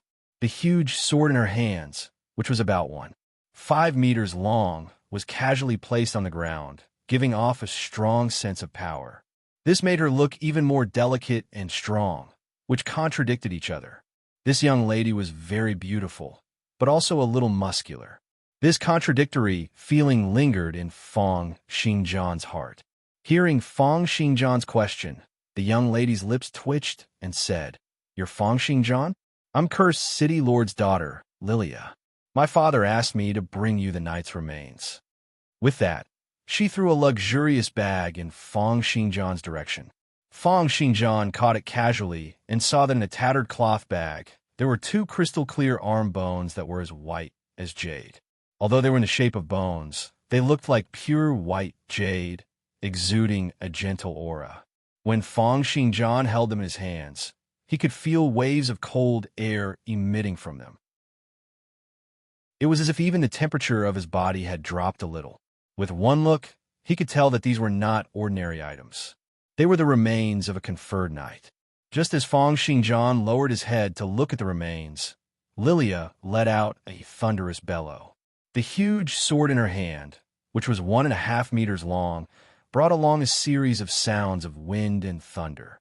With a leap, she slashed down fiercely from above. Feng Xingjian did not move at all. Even his palm, which had just received the remains, did not tremble in the slightest. With a flash of his right hand, it was as if he had struck out a bolt of lightning. Everyone present only saw a flash before their eyes, and they subconsciously closed their eyes. After a loud boom, Lilia cried out in pain and was sent flying. She flipped over 10 times on the ground before she came to a stop. The servants in the surroundings all looked toward Feng Xingjian's position. He still did not move, and even his long sword had been sheathed. This made people wonder if he had even drawn his sword earlier. If it had been the villagers who were ignorant, they might have already taken this quick sword attack as demonic magic. Lilia climbed up unsteadily, moving her muscles and bones a little. She seemed to be fine, and her eyes, which were looking toward Feng Xingjian, were filled with a bright light. Feng Xingjian was also a little astonished. He had originally planned to knock her out with that sword attack earlier. However, not only did she manage to get up, but she also seemed to be fine other than her vital energy and blood fluctuating. This Lilia's body was as strong as that of a ferocious beast. "All right," Lilia let out a maniacal laugh and charged up once again with her huge sword. "I'm coming again." Once again, the 2 swords clashed at a speed so fast that it could not be seen, and Lilia was sent flying once again. However, this time around, just as she was about to charge up once again, she felt a chill on her neck. Feng Xingjian had unknowingly appeared next to her, and the long sword in his hand was pressed tightly against her neck. "Are you done yet?" Unexpectedly, faced with Feng Xingjian's cold words, Lilia's face was filled with excitement as she said, "Master, please accept a bow from your disciple." Feng Xingjian looked at the young lady strangely, and she shouted, "Master, your sword techniques are really amazing." As expected of a super genius who has become the only windstorm sword hero in 50 years. Feng Xingjian turned to leave. "I don't take in disciples." Lilia shouted, "I can give you 100 gold's worth of tuition fees every week." Feng Xingjian paused in his steps, but he still continued to walk forward. Lilia shouted again, "I'll also capture the remaining 10 windhawks from my father and offer them to you, master." 10 windhawks would probably be able to increase Feng Xingjian's agility attribute by a little. Each of them was worth thousands of gold, yet there was no market for them. Just as Feng Xingjian was considering if he should give her some pointers, Lilia suddenly thought of something and said, "Oh right, it's my father who asked me to look for you to give me pointers. Master, I still have the headmaster's approval." As she spoke, she felt around and finally took out a crumpled piece of paper. Fang Xingjian frowned as he took it over to take a look. It was indeed a letter from the headmaster, and there was even the Royal Knight Academy's seal at the bottom. In short, it was to allow Lilia to enter the academy every day and come to Fang Xingjian's place to receive his guidance in sword arts. Lilia, on the other hand, had her hands clasped before her chest, looking at Fang Xingjian in anticipation. The way she lifted her head and opened her eyes wide made her look like Fang Xingjian's younger sister, or a kitten waiting for its master to feed it. All right, I got it. From tomorrow onwards, you can come over every morning. I can guide you for an hour. That's great. Lilia jumped up abruptly and laughed out loud. Fang Xingjian reminded her, don't forget to bring your father's remaining 10 wind hawks over tomorrow. Lilia patted her chest and said, don't worry, teacher. I'll bring them over tomorrow. My father really likes those few beasts and has hidden them well. But I know where they're hidden. You can rest assured and wait.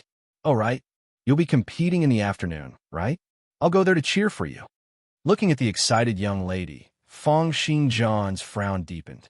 He did not wish for such a rowdy person to stand on the cliff and shout as she watched him compete. Therefore, Fang Xingjian casually dismissed her. There's no need. How about this? From this afternoon onwards, go through all the sword techniques that you've been cultivating. Show them to me tomorrow. It'll count as a test. After dismissing the young lady, it was already noon. After Fang Xingjian had finished his lunch, Jack and Anthony walked over. Jack was both agitated and worried as he said, let's go to the arena together. How about it, Xingjian? I heard that Renault is the nemesis of speed. Do you have the confidence to win against him? Anthony patted Jack's shoulder and said, don't give Xingjian too much pressure. We've already won one round anyway. Class 252 is much stronger than Class 253. Just do your best. Fang Xingjian shook his head and said with a cold expression, ever since I came here, I've never thought of losing. Leaving the two of them staring at each other, Fang Xingjian headed towards the arena. This time around, he was the same as the previous round, carrying a big basket of metal swords. Chapter 90. In the canyon where the inter-class competition was held, the number of people on the cliff was several times more than the previous day. The originally quiet cliff was now filled with all sorts of people. Clearly, the news of Fang Xingjian single-handedly defeating 10 first transition knights had spread and caused a huge commotion in the cursed area. Countless aristocrats, students, and experts from the major factions had rushed to the arena to watch the battle, just to see if the legendary Windstorm Sword hero was really that powerful. Jack and Anthony followed Fang Xingjian into the battlefield and came before the fortress. They looked at the constantly moving figures on the cliff and exclaimed, so many people have come. Jack said nervously, it seems like the aristocrats in the area, as well as the elders from the factions, and even some headmasters and sect masters have all come. Anthony smiled. Look, Hogan has brought the people from the City Guards Institution. On the cliff far away, Hogan had occupied an empty space with over 10 soldiers. His red hair fluttered in the wind as he looked at the battlefield before him, revealing an excited smile. Interesting, interesting. Windstorm Sword Hero versus Soul Seeker Archer. Which is faster, the sword or the arrow? At the back of the soldiers, eldest martial brother Ogden looked at his colleagues and said, let me tell you guys, back in the School of Sword Arts, I was the one who guided Fang Xingjian in his basic sword techniques. At that time, he even called me eldest martial brother. Clearly, after knowing that Fang Xingjian had successfully transitioned into a Windstorm Sword hero, defeated Countess, and even single-handedly defeated 10 first transition knights, Ogden had changed his strategy and started to brag about his relationship with Fang Xingjian among his colleagues. Is that for real? Someone said in disbelief. I heard that he hasn't been in the School of Sword Arts for long, and he doesn't seem to talk much with others. Ogden anxiously said, what do you know? Although Fang Xingjian doesn't like to talk, he likes sword techniques. I've been in the School of Sword Arts for so many years, and my basic sword techniques are almost rotten. Let me tell you, back then when I guided him in sword techniques, he didn't even dare to rebuke me when I scolded him. That's because he knows how powerful my basic sword techniques are. Bragging. Someone laughed. Do you think we don't know what you're capable of? If you're really that close, do you dare bet with me? You can bet that Fang Xinjiang will win this round. Sigh. Ogden analyzed rationally. Although this junior brother of mine is extremely talented and is a genius in swordsmanship, his cultivation time is too short. In particular, that soul-seeker archer is the best at restraining martial artists with high speed. I'm afraid it will be difficult for him to win this battle. On another cliff, the Trija clan's clan head sat on a large chair. Beside him sat a few members of the clan's upper echelon, including Rebecca. Behind them were over 20 Trija clan students. Trija clan's clan head said with a bitter expression, I've picked you guys out to watch this competition so that you can see Cursed top-notch knights. You must learn from them, work hard, and strive to become an official knight as soon as possible. This was especially so for Fang Xinjiang. His talent was outstanding, and he was able to defeat 10 knights in just a month after his job transition. This child will definitely become a great swordsman in the future. You must carefully observe his actions.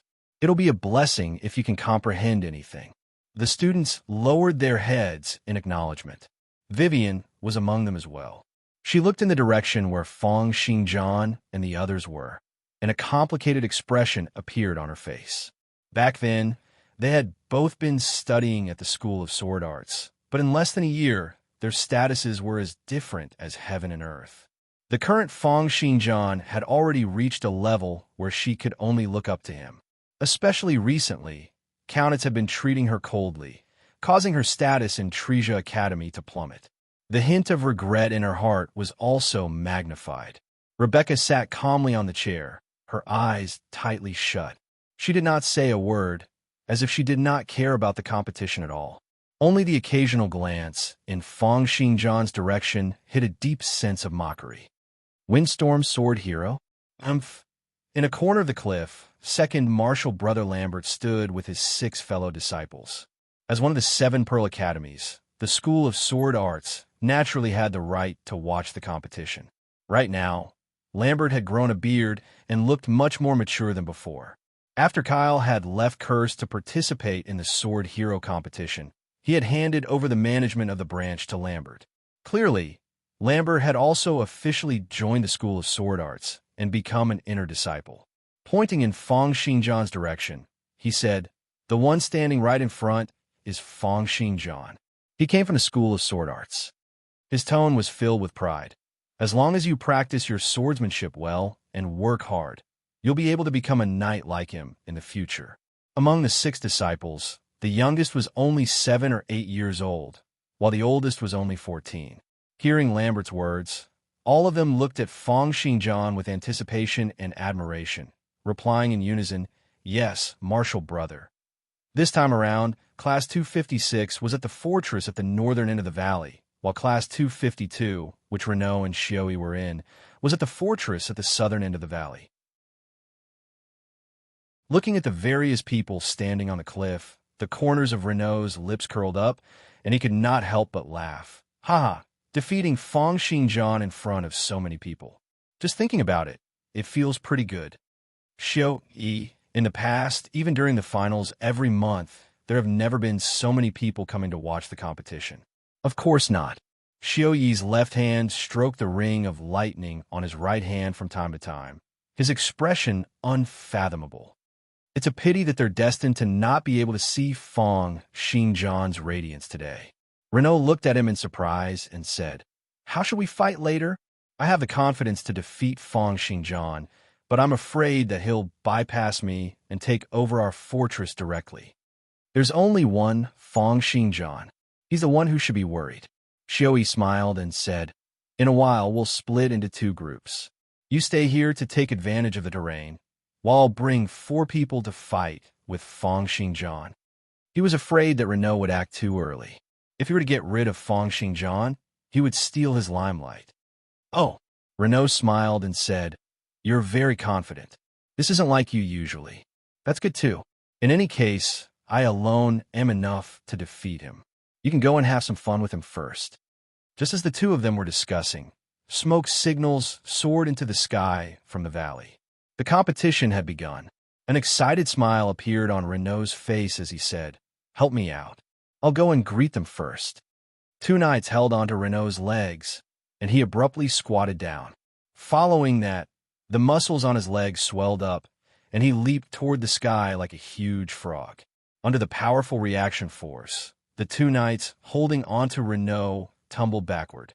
Meanwhile, Renault had already leaped over 10 meters into the sky like a cannonball. Drawing his bow and nocking an arrow, his pupils contracted extremely. In the blink of an eye, he locked onto Feng Xingjian, who was over 1,000 meters away at the other end of the valley. Renault smiled and said softly, "Hello, Feng Xingjian." At the next moment, 5 arrows cut through the air, releasing ear-piercing whistles and shooting toward Feng Xingjian at rapid speed like meteors. Chapter 91. 5 arrows shot out at the same time, and terrifying screeching sounds rang out throughout the entire valley. Almost at the same time, when everyone heard the screeching sounds, the 5 arrows had already cut through the air, covering about half of the distance. Feng Xingjian's pupils contracted slightly, and his high-sensitivity motion vision was fully activated. His ears trembled slightly, absorbing the shock waves in the air to ascertain the direction and speed of the arrows. In the next instant, the 5 arrows cut through the air in beautiful arcs and arrived before Feng Xingjian, as if they would pierce through his body at the next moment and pin him to the ground. However, just then, Feng Xingjian's right hand moved. However, everyone could only see his right hand disappear and then reappear, gently tossing the shattered longsword in his hand onto the ground. From the beginning to the end, no one could see what his right hand had done. At the same time, 5 streams of sword light flashed in the air, as if 5 bolts of lightning had split the space apart. The pale white sword cheese formed from compressed air soared into the sky, only dissipating after reaching a height of several tens of meters. The 5 arrows shot out by Renault had also turned into dust. No one knew whether it was Feng Xingjian who had crushed them with his sword or had slashed them with sword cheese. At this moment, Renault was still descending from midair. The entire process had happened too quickly, so quickly that most people had not been able to react to what had happened. Without even looking at the shattered pieces of the arrows in the air, Feng Xingjian's gaze seemed to penetrate through layers of space, clashing directly with Renault's. A hint of a smile appeared at the corners of his lips, and the knight attire on Feng Xingjian tightened. Unknowingly, another long sword had appeared in his hand. As the long sword swept out, the air currents trembled, grass and trees were sent flying, and several tins of streams of sword cheese surrounded his body. The basket on his back shattered with a loud bang, and 50 metal swords soared into the sky like many swimming dragons. Each of the metal swords was encompassed by a stream of sword cheese, and they dashed out together with Feng Xingjian, making him look as if he was riding on the wind and riding on swords. The Supreme Mist Wind Sword was activated, and the Sword Cheese Mutual Control effect was activated. The single sword body lightning specialty had been present ever since he had picked up his sword. With a single step, he had already appeared 100 meters away in a flash. Reynolds's expression changed. As he landed, he said, "Be careful. He's charging over alone." He knew that with Feng Xingjian's strength, he would definitely be able to break through the 5 arrows from such a long distance. However, he had never thought that Feng Xingjian would be able to break through them so easily. At that moment, Renault suddenly realized that he had underestimated Feng Xingjian's abilities. When he had fought against Class 253 the day before, it was very likely that he had not given it his all. However, as he caressed the holy bow in his hand, his confidence surged once again. "It's fine. I just need to kill him before he gets to me." A confident smile appeared on his face as he said indifferently, "Stop him at the lawn 200 meters away.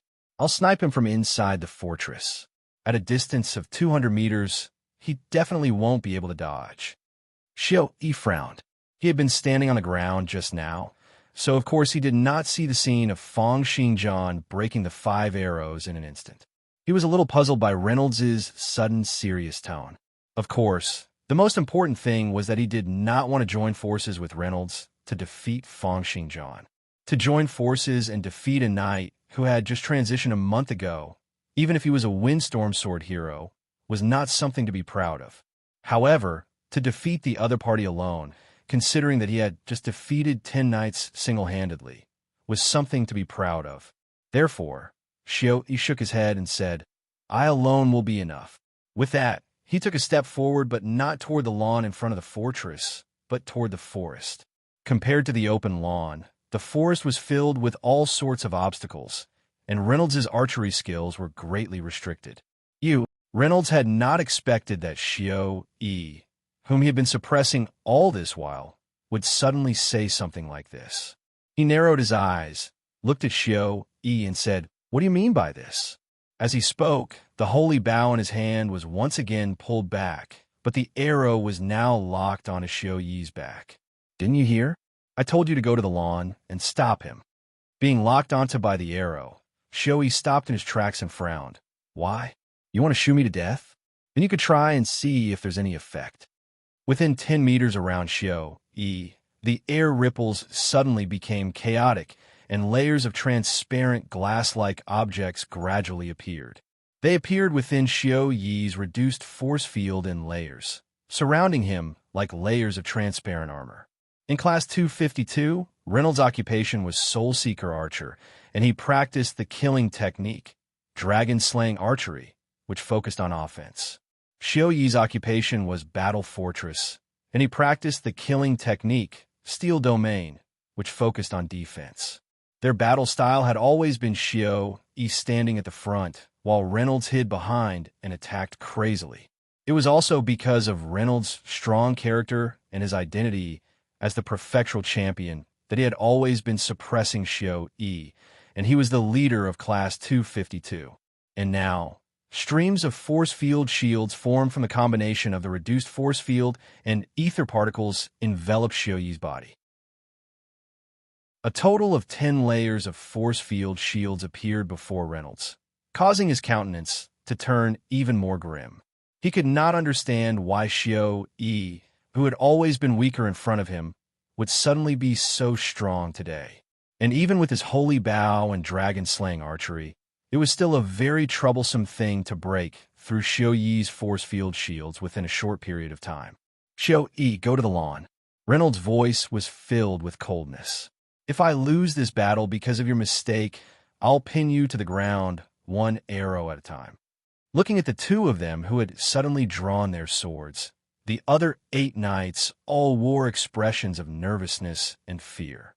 However, regardless of whether it was Xiao Yi or Reynolds, their prestige was too great, and no one dared to step forward to stop them. After a period of silence, Xiao Yi eventually took 1 step at a time, heading towards the direction of the forest. With a ring of lightning, he already had the confidence that he would definitely win. How could he let go of the chance to defeat Fang Xingjian single-handedly? Reynolds' eyes gleamed with a cold light, but in the end, he did not shoot his arrow. All right. I'll defeat Fang Xingjian single-handedly. Xiao, we'll talk about our matters after the battle. There's no need. I'll help you deal with it together." Just as Reynolds finished speaking, another male voice rang out. Fang Xingjian's body was surrounded by countless milky white sword cheese. It was a situation where countless amounts of air were compressed together, and then continuously compressed the air in the surroundings, forming sword cheese. Under the encirclement of these sword cheese, Fang Xingjian's supreme mist-wind sword circulated to its maximum, and his speed increased to 3 times its usual speed. He was like a prehistoric Tyrannosaurus or an ancient tempest god, charging headlong into Class 252's team. Behind Fang Xingjian, 50 black metal longswords joined together like a huge black dragon, following him as it broke through the air and dashed towards him amidst sharp whooshing sounds. Sword gales whistled and sword cheese surged. In that instant, Hundreds of sword chis had already shot out in all directions along with Fang Xingjian's sword, encompassing everyone in Class 252, catching them off guard. Chapter 92.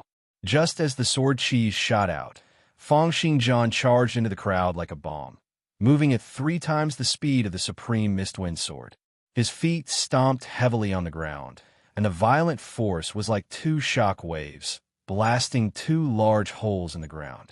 Waves of air currents gushed out in all directions from the point of contact between his feet and the ground. Grass, trees, and sand flew everywhere, and before Fang Xingjian, a knight had his eyes wide open, looking in the direction he had just flown from. In his vision, there was still that blurry and illusory figure, Fang Xingjian's shadow. Sword light flashed, and the grass and trees in the sky continued to fall. The pupils of the surrounding crowd contracted slightly, their faces twitching as they grabbed at their weapons inch by inch. The sword light in Fang Xingjian's hand had already tapped lightly on the chest of the knight before him, like a bolt of lightning. In the next 3 seconds, countless streams of sword chis would explode on this knight's chest, and he would be sent flying while spewing blood. In his vision, there would only be a blurry black shadow, a shaky scene, and that sword light which had pierced through the heavens. Rumble! Fang Xingjian exerted force with his feet once again, and the long sword in his hand shattered into pieces. He grabbed behind him, and one of the 50 flying swords disappeared. The long sword trembled, and sword chis raged. Fang Xingjian's silhouette flickered and disappeared, leaving behind a long air current. In the time it took for him to change his position, a total of 7 arrows pierced through the afterimages he had left behind, all of them sinking into the ground. Renault's pupils had shrunk to the size of 2 needle tips, and his hands were trembling incessantly as if he was having a spasm, creating a series of afterimages. The sacred bow let out a buzzing sound, as if the bowstring was playing a melody. He was almost the only one amongst the 10 who could keep up with Fang Xingjian's movements and even attack him. But even so, he was still a step too slow and could only watch as Fang Xingjian changed his position before the arrow was shot out. However, in the next moment, his concentration had reached an unprecedented level. This was because in the eye of the eagle's vision, a figure wrapped in sword aura was already charging towards him. All the muscles in his body tensed up in that instant, and Reynolds's hand seemed to have completely disappeared at that moment. He could only see the arrows in his quiver disappearing one after another. 60 points of strength and 80 points of agility burst out. His movement speed was completely unable to keep up with Fang Xingjian's. However, at the very least, his movement speed was still able to keep up with Fang Xingjian, who had not activated his boundaries negation. Simultaneously, all the ether particles in the entire space seemed to be seething. They were like many magnetic tracks, directed toward Fang Xingjian under the control of Renault's consciousness. The bowstring trembled, and the arrows were shot out. Many sharp arrows cut through space and continued to accelerate in the tracks formed by ether particles. The destination of the acceleration was Fang Xingjian's body. 3 consecutive sounds rang out, and the sword and arrows clashed. 3 arrows broke into many pieces, and the long sword in Fang Xingjian's hand also shattered. Fang Xingjian changed his sword and retreated. Air currents whistled, the longbow hummed, and the long sword shattered once again. Under the acceleration and locking of the ether particles, these arrows seemed to have eyes of their own, chasing after Fang Xingjian's body. Unless the arrows were struck down by a long sword, they would not rest until one of them was dead. This was the ultimate technique in the killing technique, dragon-slaying archery, homing arrow. However, with each 2 to 3 arrows that were struck down, the long sword in Fang Xingjian's hand would shatter. Renault's hands did not stop moving. His eyes were in a daze, and the arrows were already gushing out like a waterfall. Each arrow cut through the air in a graceful curve, chasing after Fang Xingjian. Fang Xingjian's eyes narrowed, and he decided to ignore the homing arrows that were chasing after him. Instead, He dashed to the back of another knight. "Be careful! Get out of the way! He's coming over! Help! He's here! He's here!" Cries of surprise, cries of agony, and bellows of rage. Class 252 was instantly thrown into chaos. Fang Xinjian was like a light breeze, weaving through them with over 40 longswords. One after another, knights were struck down onto the ground. Some of them had their limbs pierced by Renault's sharp arrows, while others were knocked unconscious by Fang Xinjian. Wherever Fang Xinjian passed by, there would be continuous sounds of air explosions. Those were the sounds of the knights performing their reduced force fields, wanting to capture Fang Xinjian's movements. However, it was a pity that their reactions could not keep up with Fang Xinjian's speed and could only create explosions in the air time and time again, creating sounds. It was only when all 8 knights had fainted on the ground that Xiao Yi, who had run into the forest earlier, finally arrived before Renault with heavy footsteps. His eyes were filled with astonishment. His blurry silhouette was like a raging gale, shooting out streams of sword cheese. He could not see Fang Xinjian's movements clearly at all. Fang Xinjian, who was performing the supreme Mistwind sword at full power, could not be mentioned in the same breath as when he had fought against Claude the day before. Reynolds' face was already filled with murderous intent. Looking at the 8 fallen knights on the ground, he drew his bow into a full crescent. Unknowingly, when he had pulled out an arrow from the quiver on his back that was covered in glittering ice crystals. His eyes were fixed on Fang Xinjian, and the arrow in his hand was aimed at Fang Xinjian's head. Meanwhile, Fang Xinjian continued to jump up and down on the grass, darting to and fro, sending out streams of sword cheese to slash away the homing arrows that were following behind him. It was a pity that Renault had just shot out over 100 homing arrows, and it was not something that he could deal with within a short period of time. Looking at the arrows that were chasing after him like hunting dogs, Fang Xinjian let out a cold snort and slashed out with his longsword once again, bringing forth countless streams of sword cheese. Bringing along strong gales in midair, he made a turn and dashed towards Renault. "Is he here?" Renault aimed his longbow and arrow at Fang Xinjian, who was dashing towards him in a straight line. He did not dare to wait, nor did he dare to relax. This arrow was shot out at full power, the supersonic archery technique, formless shot. Green veins popped up on Renault's forehead, and the waves all over his body seethed intensely. Streams of formless fields extended out from the ether particles, locking onto Fang Xinjian's direction. The entire process sounded very slow, but Renault, who had practiced it tens of thousands of times, was already as fast as lightning. Almost at the moment when Fang Xinjian made a turn and dashed over, Renault had already activated formless shot. The bowstring trembled, and the sharp arrow pierced through the air. The icy blue sharp arrow on the bow was a one-time use Empire's divine weapon. It could instantly lower the target's temperature to -50 degrees. Once it hits, Fang Xinjian will definitely lose, and my formless shot can only be taken head-on by those under the first transition. No one will be able to dodge it. However, just as Renault's mind was filled with all sorts of thoughts, at the instant before the sharp arrow was shot out, Fang Xinjian's body accelerated once again in an impossible manner, completely leaving Renault's line of sight. Boundaries negation, a terrifying movement technique that transcended the physique, and form, was activated. Fang Xinjian's speed suddenly doubled once again. The surrounding air instantly became extremely viscous, and each step he took on the ground brought about terrifying air explosions. Each stream of sword cheese brought about terrifying sonic booms, and the entire sword was creaking as if it would shatter into a myriad of fragments at the very next moment. Supersonic Man vs. Supersonic Arrow. At this moment, Renault's eyes of the mighty eagle could no longer see Fang Xinjian's body. Before he could react, he felt an intense pain in his chest, and thunderous booms came from all over his body as he was sent flying.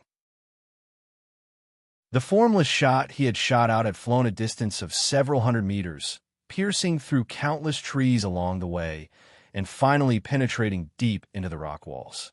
It was only at this moment that the crowd heard the sonic booms and reacted to the lightning-fast sword attack.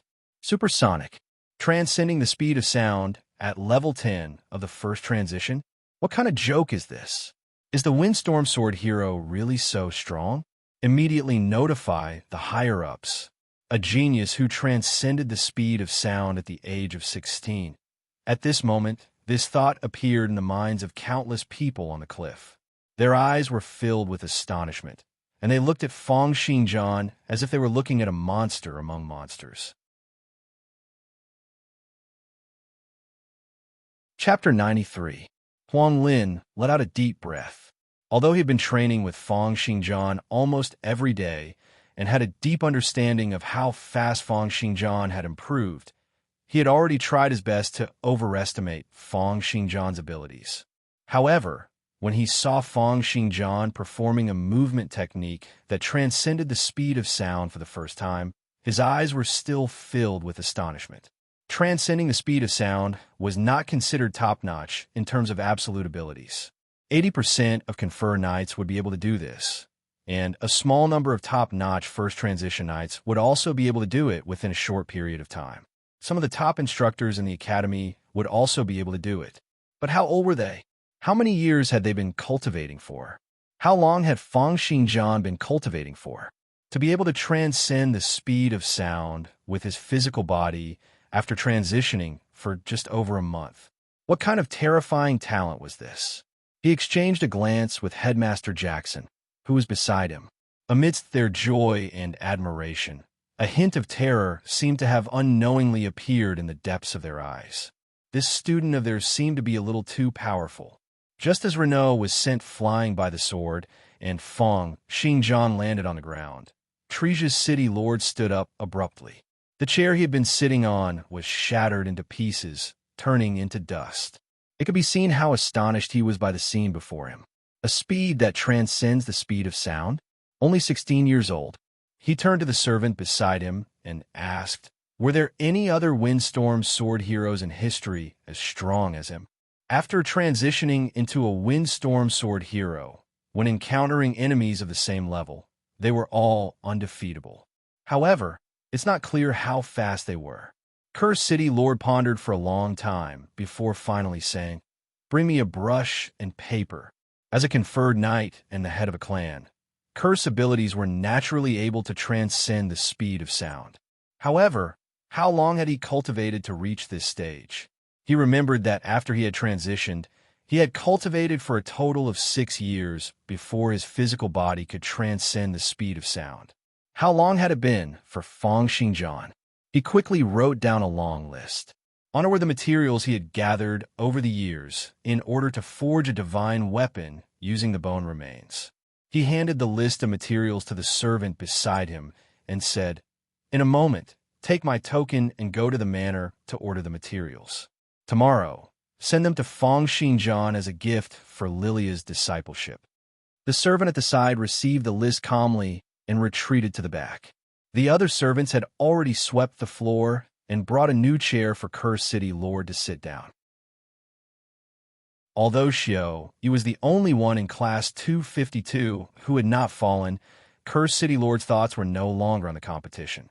Initially, the materials that he had collected were not of much use to him, since the remains had been sent away. However, after witnessing Feng Xingjian's amazing performance, he immediately decided to find an excuse to give them to him to strengthen their relationship. There was no other reason. To be able to surpass the speed of sound at the age of 16, and to be able to surpass the speed of sound a month after his job transition, such a young man truly had a bright future ahead of him. His abilities are probably in the top 5 amongst all the students. In another 1 or 2 years, Cursed will probably not be able to contain him. In the entire Knight Academy, the strongest ones were of course the headmaster and Huang Lin, the 2 Confer Knights. However, there were also different levels amongst the other first transition Knights. The senior instructors who had been cultivating for decades were considered the strongest. Following them were the geniuses who had transitioned for 7 or 8 years, as well as some ordinary instructors. Then there were the geniuses like Renault and Claude, who had only transitioned for a short period of time, as well as the senior students who had transitioned for 7 or 8 years. Following them were the ordinary students who had been cultivating for 3 to 4 years. The last and weakest batch were the knights who had just transitioned in the last 2 years. Even among knights of the same level, there would definitely be differences. But no matter what, how long had Feng Xingjian been cultivating for? The abilities he had displayed were already comparable to those geniuses who had been cultivating for 7 or 8 years in the second tier. For the rest of the competition, even if they lost to those who had been cultivating for 7 or 8 years due to their disadvantage in numbers, Feng Xingjian's performance was already impeccable.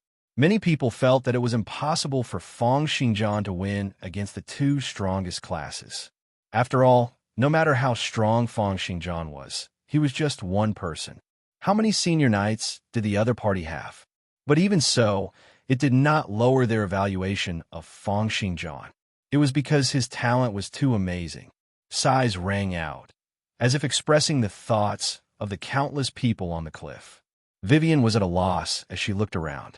Those elders, instructors, teachers, and knights who were usually insufferably arrogant were all wearing expressions of astonishment as they discussed loudly. But she could not understand what had happened. She could only vaguely see sword light flashing, strong gales sweeping, and blurry human figures. She was unable to see the battle clearly.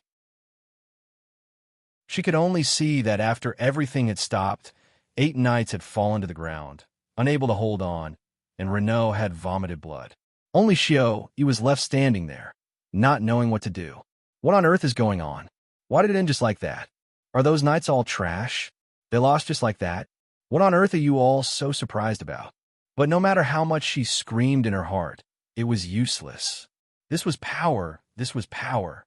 The weak did not even have the ability to know the truth.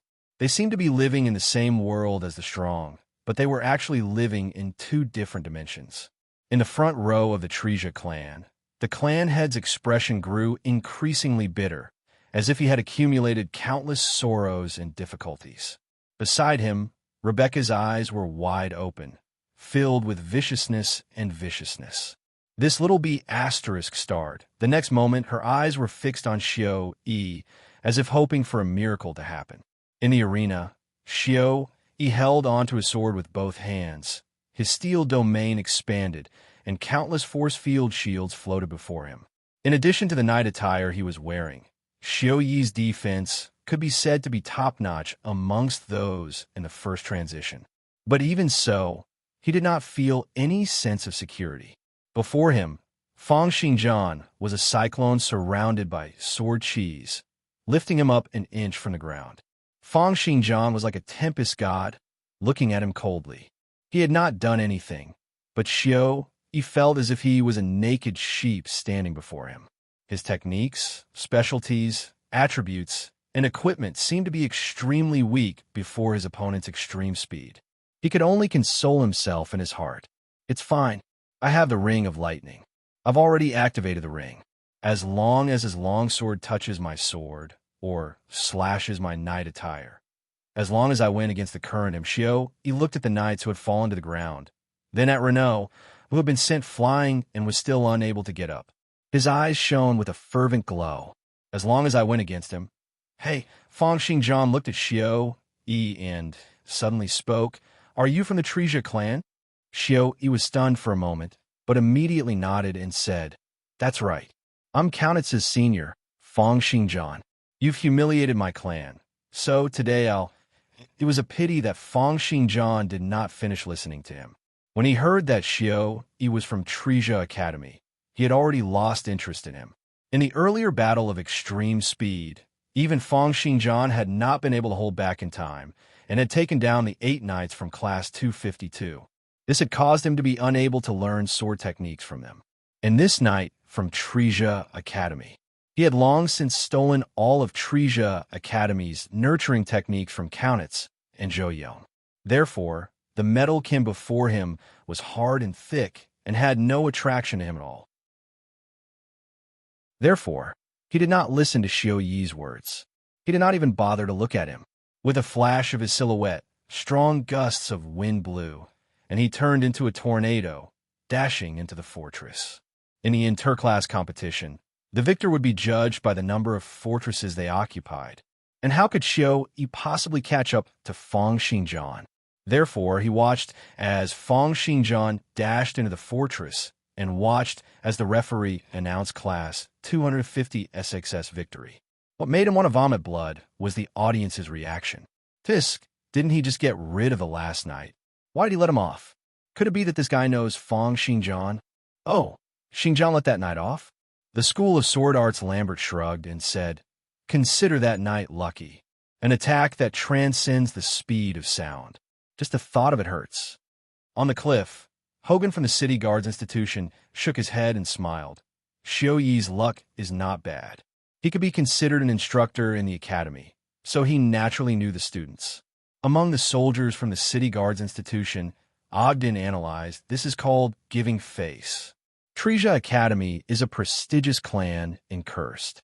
Although Xingjian is powerful, he still has to give them some face. That's why he let the last night off. Let me tell you, there's more to this than meets the eye.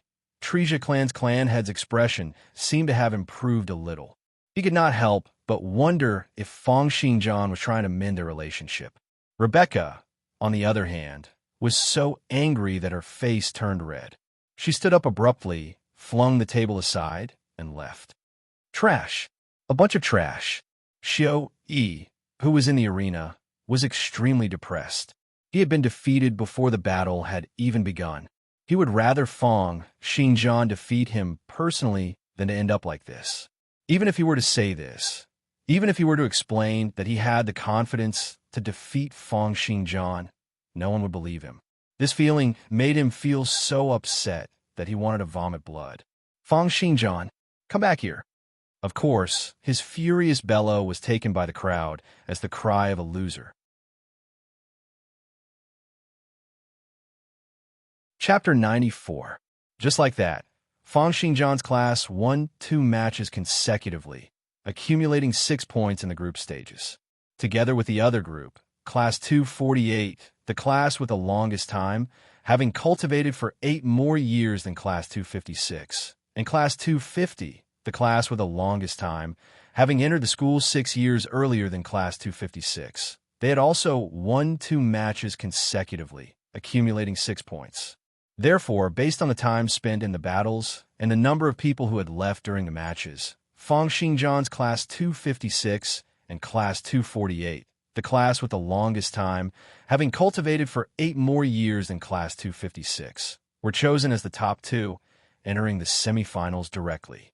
Next, Class 250, which was ranked 3rd to 6th, along with Class 252, Xiao Yi and Renault's class, Class 249, the class with the second longest time, and Class 254 would have to draw lots for the elimination round. The remaining 3 classes with the lowest points would be eliminated in the first round. Therefore, for the next 2 days, Class 256 did not have any matches. They only had to wait for the elimination round to end and enter the semifinals of the top 4. During the days when there were no matches, Fang Xingjian would naturally stay in his villa to practice his sword techniques. Of course, there were more people in these 2 days. On the lawn, Fang Xingjian sat cross-legged on the ground. His body was still automatically circulating the training and nurturing sword techniques, while his mind was continuously cultivating the nurturing sword techniques that he had secretly learned over the past few days. However, his eyes still glanced at the figure on the grass from time to time. However, most of his attention was not on it. It was because the sword techniques displayed by the other party were too crude. Even Ogden and Lambert from the School of Sword Arts were much better than this young lady in terms of their level of swordsmanship.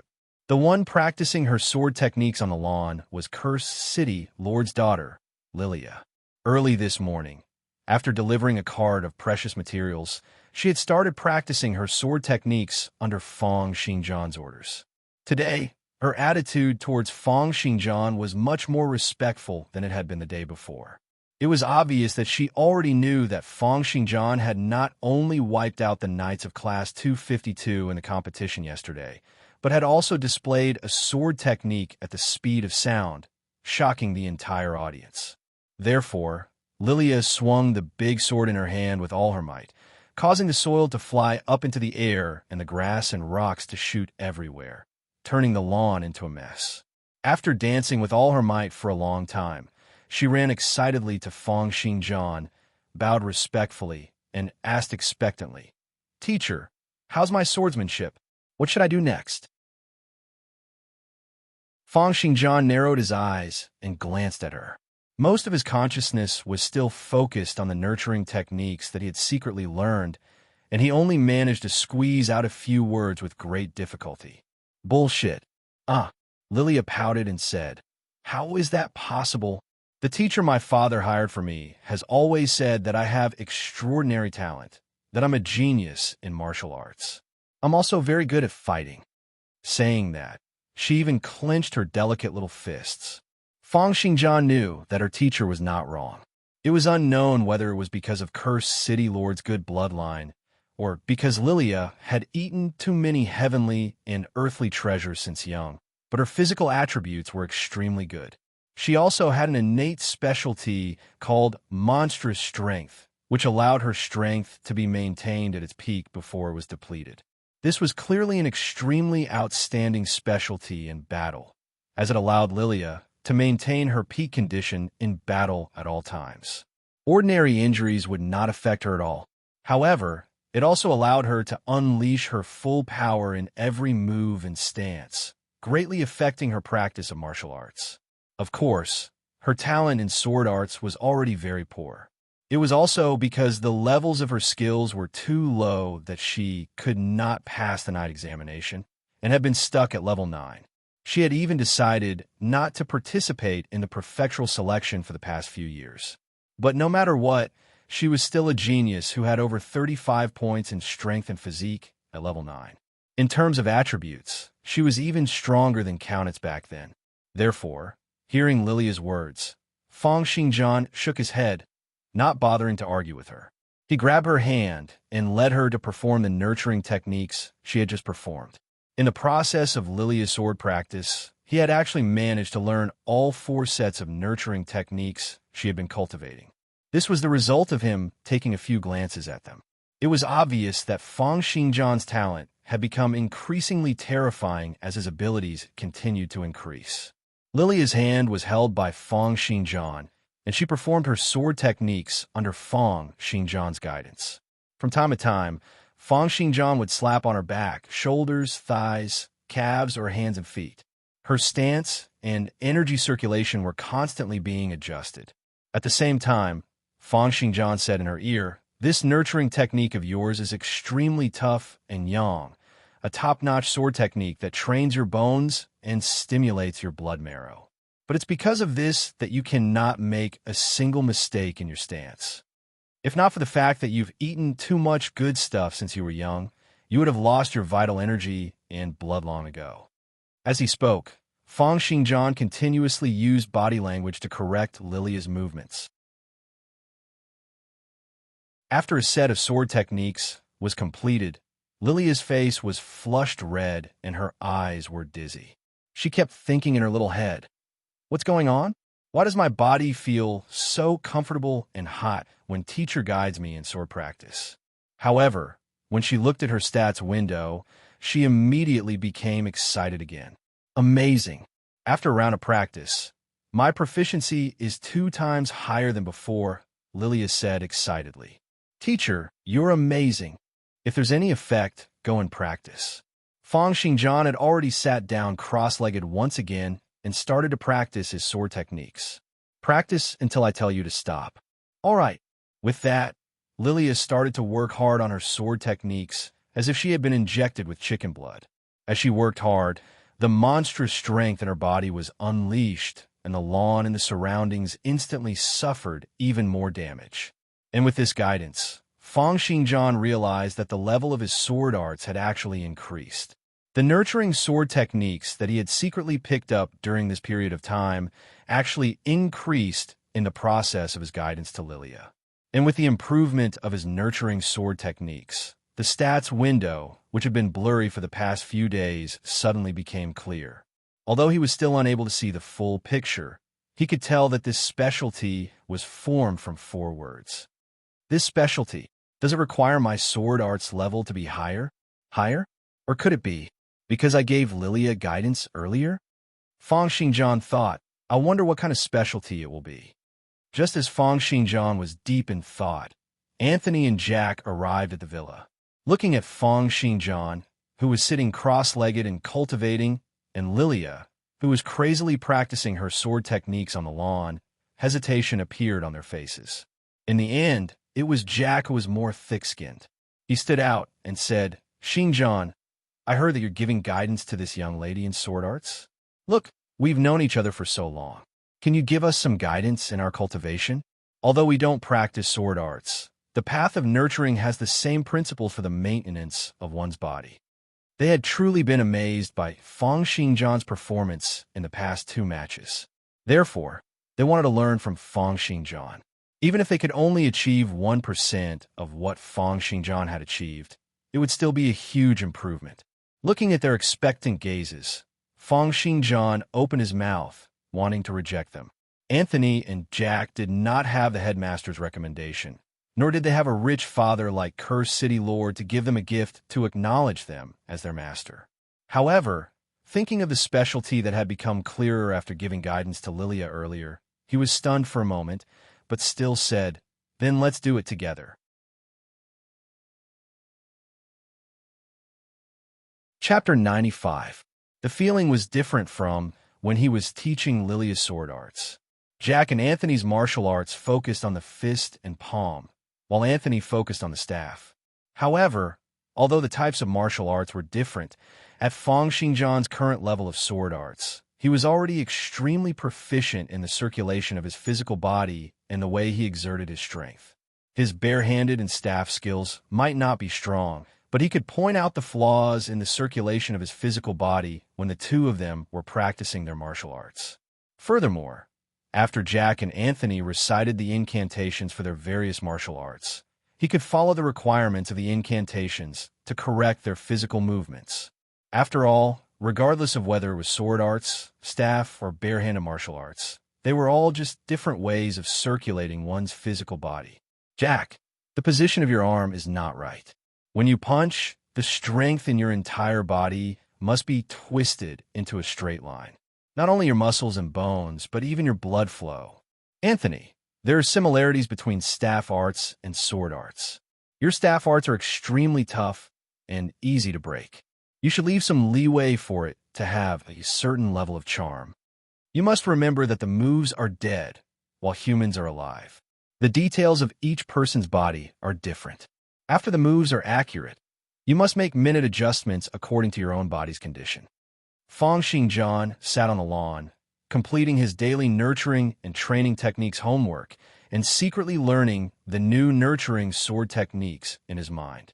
At the same time, he took the time to guide Lilia, Jack, and Anthony in their martial arts.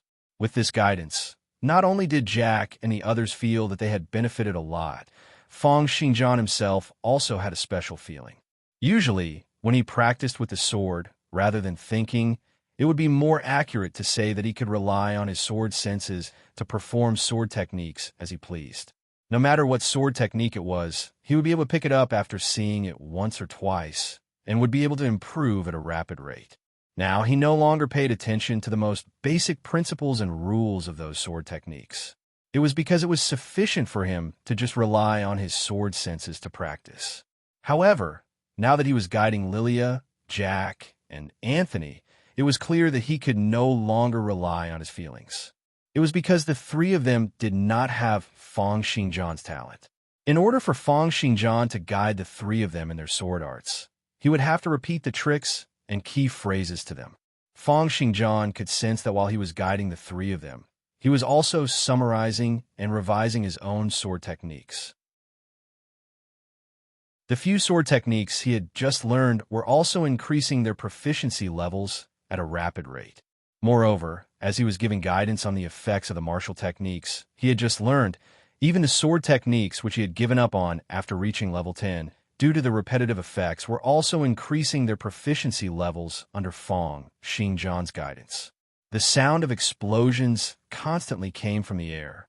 Jack clenched his fists and stood on the lawn, punching out a set of powerful and domineering fist techniques that combined strength and gentleness. Every punch of his created a strong gust of wind, and the sound of explosions could be heard. What was more amazing was that the blood in his body was constantly surging, making a sound like that of the Yangtze River. On the other hand, Anthony was waving the long staff in his hand, lashing out explosively in the air with each blow. Crackling sounds rang out, and the blood and internal organs in his body were trembling. The sound of a tsunami kept on ringing out. Lilia was slowly brandishing the huge sword in her hand, while Feng Xingjian stood next to her. As she was cultivating her sword techniques, his fingers were like a sword, tapping out continuously. Each tap of his finger would be directed at Lilia's body, and a gush of force would be channeled into Lilia's body through his fingertips, changing the flow of her vital energy and blood, as well as the rhythm of her breathing. As she cultivated her sword techniques, Lilia had to constantly control the movements of every single muscle and bone in her body. In just a few minutes, she was already drenched in sweat and seeing stars. However, as long as she made the slightest mistake, Feng Xingjian would tap on the spot where she had made a mistake. As a blush flashed on her face, she would immediately correct her movements. It was obvious that Lilia was far from Jack and Anthony in terms of the control of the various aspects of the body circulation in martial arts. Jack and Anthony only needed to give some pointers on a few crucial points, but Lilia needed to be taught step by step. However, such step-by-step guidance was clearly very effective. Lilia was almost forced to memorize all the methods to circulate the force in the sword techniques. Then, through repeated practice, she memorized them in her body, turning them into instincts. An hour later, Lilia stopped, drenched in sweat. Her sweat had almost drenched her clothes, and the muscles all over her body were trembling incessantly, as if they were not under her control. Throwing an envious glance at Jack and Anthony, Lilia asked in anticipation, "Teacher, when will I be able to be like them?" "It depends on how serious you are," Feng Xingjian said casually. Jack and Anthony also stopped, looking at Feng Xingjian with gratitude. Jack spoke first. "Xingjian, thank you so much.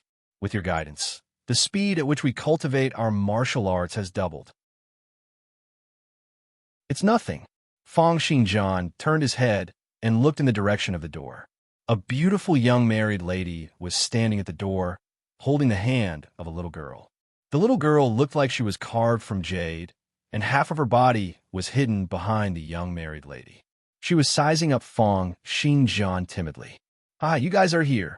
Jack laughed out loud as he walked over and carried the little girl up. The little girl giggled and called out for her father, while the young married lady stood there smiling. Anthony, who was standing at the side, pursed his lips and said, "I really didn't expect that this boorish Jack would be able to find such a beautiful wife." Feng Xingjian said calmly, "Family members can also come to the academy?" Anthony nodded. "They can come to visit every week." With that, Jack walked over with his daughter in his arms. The little girl looked to be about 5 or 6 years old, and her brilliant golden hair was tied into 2 little braids. She looked at Feng Xingjian and the others shyly. "Come take a look. This is my daughter, Alice." Jack smiled. "How is she? Isn't she very cute?" Hearing that, the little girl hugged Jack's neck tightly, turning her shy face away.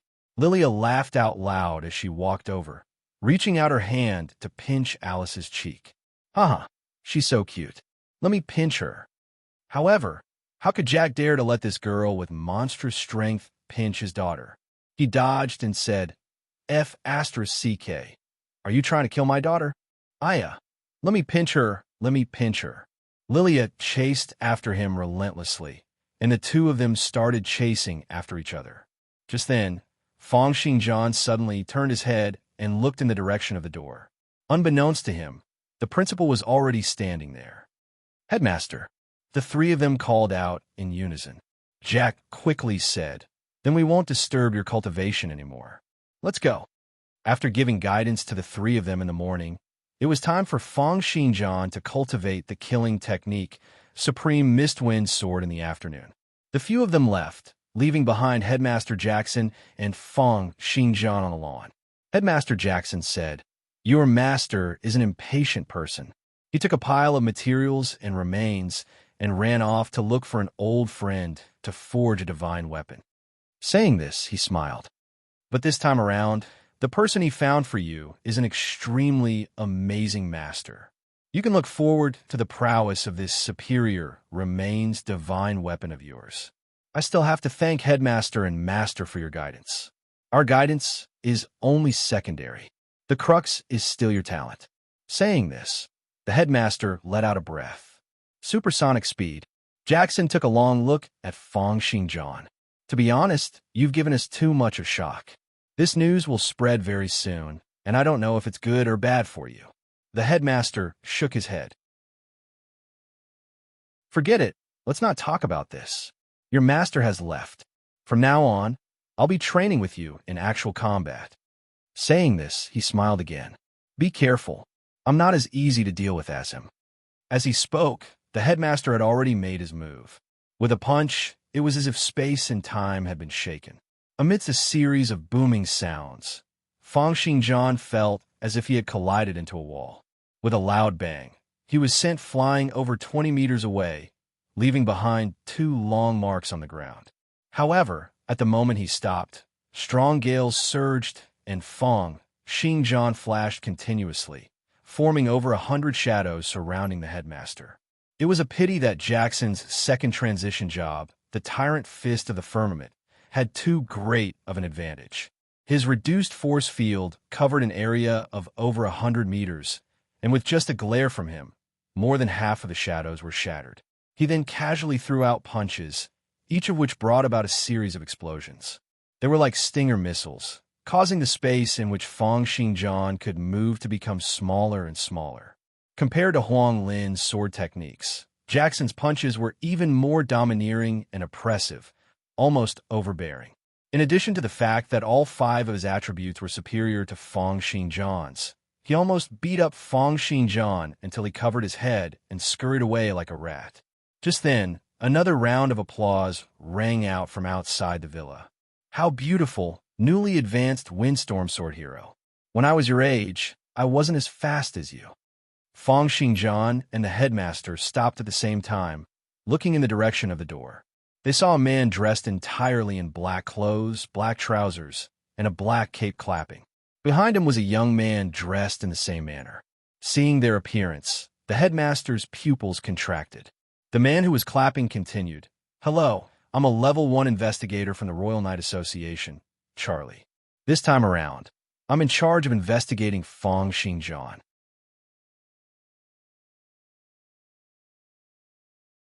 Chapter 96. Investigation.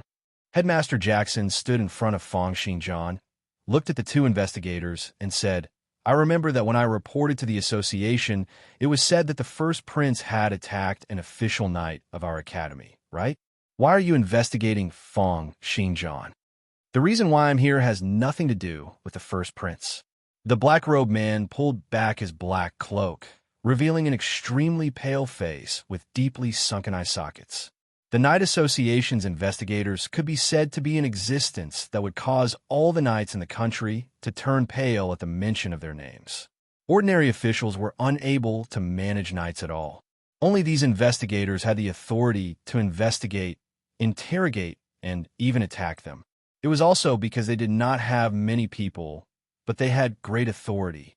Almost every investigation they conducted was a major operation, and every knight who was brought in for investigation would be half dead.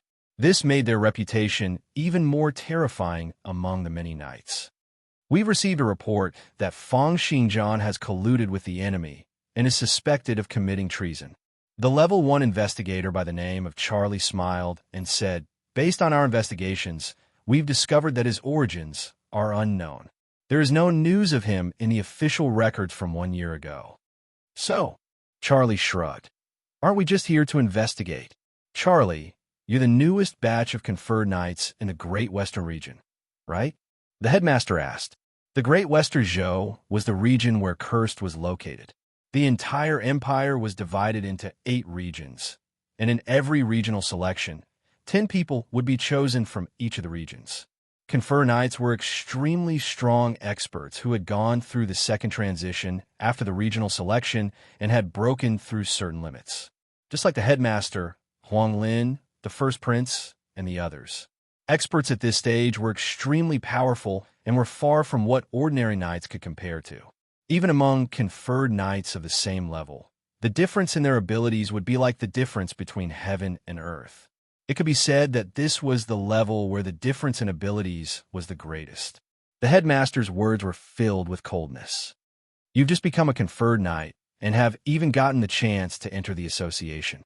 You don't have any relatives or friends in the imperial capital, so you want to look for a backer. I can understand this very well, but are you sure that the backer you found will be able to protect you by taking the lead? Charlie narrowed his eyes and said, "Oh, Senior, I really don't understand what you're saying. In any case, we feel that there's something wrong with Fang Xingjian, and now we want to investigate him." Are you going to use force to fight against the Royal Knight Association? Fang Xingjian was just about to step out when he was stopped by Jackson. Jackson said softly in his ear, "Don't act recklessly. Regardless of right or wrong, once you use force, you'll be going against the entire association. Trust me, at least in the academy, they won't dare to act recklessly. Just bear with it for now. I'll find some old friends, and we'll settle this quickly." Fang Xingjian didn't answer. He just stared deeply at Charlie in front of him. On the other side, Charlie laughed and said, "Are you done? Then please come with me. According to the investigation procedures, I have found an office in the academy. Let's start there." Fang Xingjian let out a cold snort and followed Charlie. The headmaster frowned. "George, first prince, is this your revenge?" At the same time, the air next to Fang Xingjian's ears trembled slightly. It was the headmaster using his reduced force field to tremble the air and transmit his voice. "Bear with it. Remember, don't say anything and don't admit to anything." The three of them entered a small and narrow office. There was a table and 3 chairs, and there was only a palm-sized window that led to the outside. It was a standard little black room. Outside the little black room, there were over 10 staff members whom Charlie had brought with him. Among them, only 3 were knights, while the others were in charge of assisting in the investigation. They might not be strong, but their interrogation and investigation abilities were top-notch. "Take a seat." Charlie smiled. "We have a lot of time to talk." Fang Xingjian threw him an indifferent glance and sat down. The 2 agents sat opposite him.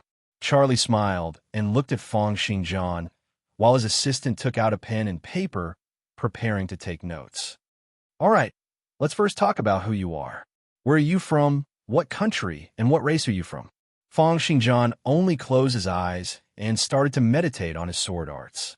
However, his attitude clearly made the 2 agents extremely displeased. Charlie's brows twitched and said, "Haha, I'd advise you to cooperate. Otherwise, it won't be as simple as just having a conversation." Fang Xingjian remained expressionless and continued to ignore them. Charlie's countenance sank. Usually, with his status as a conferred knight and a level 1 agent in the association, many knights would tremble in fear before him. Even conferred knights would be polite to him, a junior. When had he ever been treated so rudely by someone who had just become a knight? Although Fang Xingjian was a genius, a 16-year-old windstorm sword hero, as a conferred knight, Charlie was confident that he would be able to defeat Fang Xingjian with just one hand. They were on 2 completely different levels. He asked with a sunken face, "Fang Xingjian, you'd better answer our questions honestly. We won't let a bad person off, nor will we blame a good person wrongly. But if you continue to refuse to cooperate, we won't be able to help you either. The Knight Association represents all the knights in the entire empire. Even divine-level experts have the obligation to cooperate, let alone a mere first transition knight like you.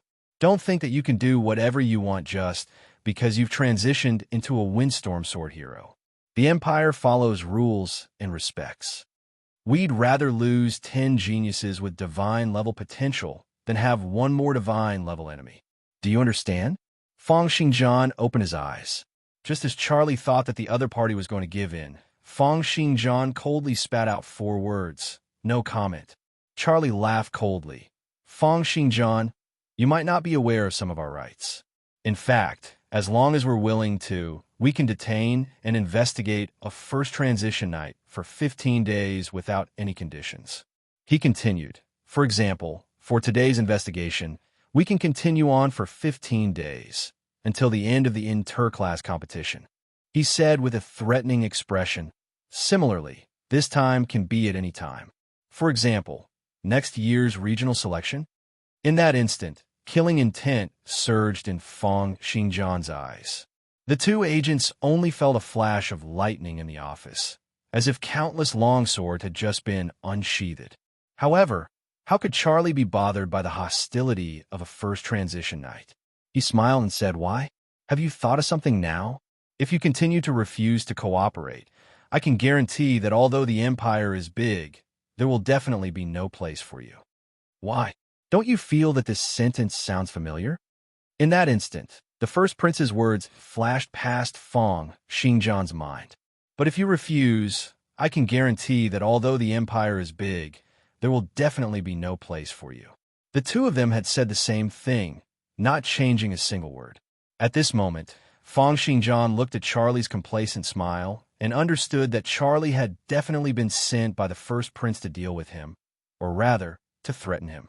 This was telling him that the first prince did not need to do anything personally, nor did he need to use any powers to prevent him from participating in the regional selection for the rest of his life. However, Fong Xingjian only smiled coldly, closed his eyes, and continued with his self-cultivation. For the next hour or so, no matter what Charlie said, he ignored it.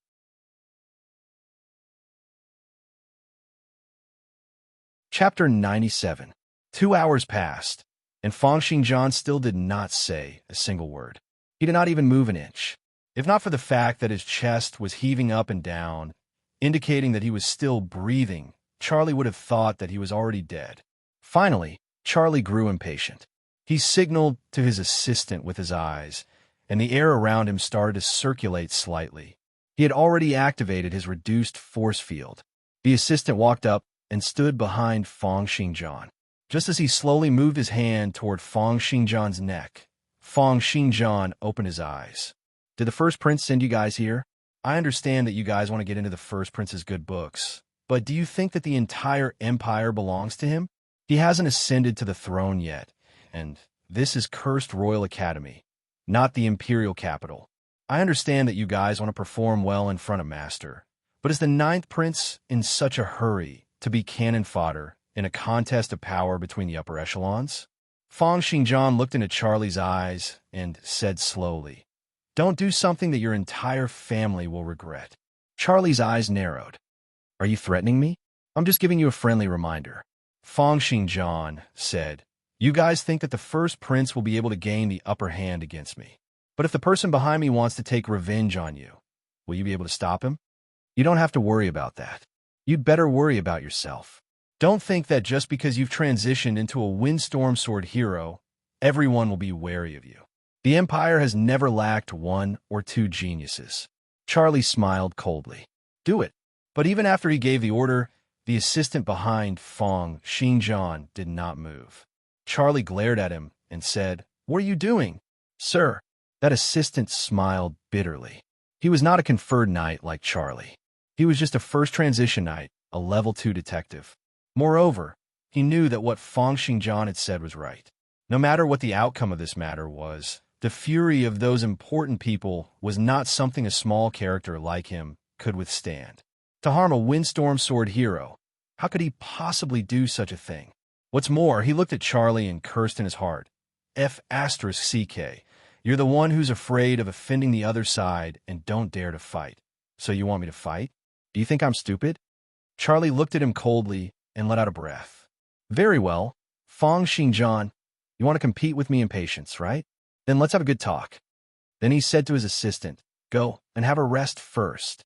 Charlie looked at Fong Xingjian and said coldly, "There are 18 of us here. We'll take turns to chat with you."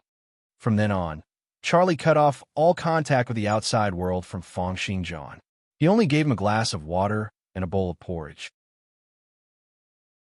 Then, he threatened Fang Xinjian for more than 24 hours. He bombarded Fang Xinjian with high pressure and fatigue. One should not look down on such means. Knights were humans too. Although they were extremely powerful, they still needed to eat to replenish their nutrients and rest to replenish their energy. As long as they were living creatures, if they did not replenish their nutrients for a long period of time, their muscles, bones, and internal organs would naturally weaken. It was the same for knights. If they could only eat porridge and vegetables for several days, or even more than 10 days, their physical bodies would naturally weaken. Even their attributes and specialties would degrade. Mental fatigue would also make one less determined, making it easier for them to confess. However, as Fang Xinjian cultivated, he circulated the Ice Age meditation arts means in his mind. From the start to the end, he did not react to Charlie's attacks at all. Moreover, he had consumed countless ferocious beasts and secret medicinal cuisine. The nutrients in his body, as well as his vital energy and blood, were extremely rich. It would not be a problem for a few days, but who knew what would happen if he were to drag this out for a few more days? By then, his vital energy and blood would probably be depleted, and his physical body might even degrade. Outside the black room, Charlie frowned as he stood there. A bearded assistant walked out, closed the door, and shook his head at Charlie. "This won't do. He won't budge at all. It's as if he's asleep." Hearing that, Charlie walked in again. He stared at Fang Xinjian and said, "Fang Xinjian, are you still going to put up a stubborn resistance? We've already checked the place where you first appeared. That old man confessed everything. You came ashore from the sea, right? You're not from the Empire at all." Fang Xinjian opened his eyes in surprise, threw him a glance, and said coldly, "What are you trying to say?" At this moment, his heart seethed. It was because his identity as an Earthling was a great secret in Miracle World. He found it hard to imagine what the people here would do if they knew the truth. Seeing the slight change in Fang Xinjian's expression, Charlie continued, "Your teacher, Huang Lin, has already confessed. He was the one who conspired with you and tampered with the materials you submitted. He has confessed everything. Is there anything else you want to say?" Hearing Charlie's words, Fang Xinjian's mind once again regained its calm. It was because there was no so-called collusion between him and Huang Lin. In fact, this was the first time he had heard Huang Lin changing the materials for him. Naturally, this was Charlie trying to trick him. Huang Lin had not been captured by them. So how could he have confessed? Seeing that Fang Xinjian once again showed no reaction, Charlie let out a cold snort. He had come here after receiving the news, because he had reliable information. Fang Xinjian was a person with no background at all after a thorough investigation. According to the Empire's regulations, a person with an unknown background like this was not allowed to become a knight. After all, a knight was an important asset to the country and had received the Empire's full nurturing. It would not be a problem to investigate 3 generations of such a person, let alone someone with an unknown background. However, it was not unprecedented for someone with an unknown background to happen. With Fang Xinjian's talent, there would probably be some people in the Empire's upper echelon who would turn a blind eye to this, unless Fang Xinjian had really done something detrimental to the Empire. Therefore, Charlie wanted to suddenly interrogate Fang Xinjian to see if he could get any results. Even if he could not, he would at least be responding to the First Prince's call to disgust Fang Xinjian. However, just then, a knocking sound rang out from behind Charlie. An assistant threw a strange glance toward Fang Xinjian and then said, "Sir, there's something I need to discuss with you." Charlie frowned. "Didn't I say it already? Don't disturb me during the interrogation." The assistant let out a bitter laugh and said, "It's a very important matter." Charlie glared at him, but he still walked out. Before closing the door, he looked at Fang Xinjian, shook his finger, and said, "Fang Xinjian, think about it carefully. If you don't cooperate, it won't do you any good." After walking out of the door and passing through a few corridors, they arrived at another room. Charlie asked impatiently, "What on earth is it?" "Sir, we've missed out on a piece of information." The assistant let out a bitter laugh and said, "On the day before we came, Class 256, which Fang Xinjian is in, happened to be participating in a competition." Charlie said nonchalantly, "I know. They took part in an inter-class competition, a competition between a bunch of young knights. What's wrong with that? But Fang Xingjian displayed supersonic movement techniques and sword arts in the competition. After the assistant said this, the two of them fell silent. After a long while, Charlie said, a little dumbfounded, "What did you say? He's only 16 years old, and he's already supersonic?" The assistant let out a bitter laugh and said, "I heard that the Academy's teachers have already reported it to the Great Western Region's governor." The governor was the person who managed all the academies in a region, the promotion of knights, and the regional selection. Everything related to the cultivation of knights in a region was handled by the governor. From this, one could imagine how high his status was. He was like a feudal lord of a region.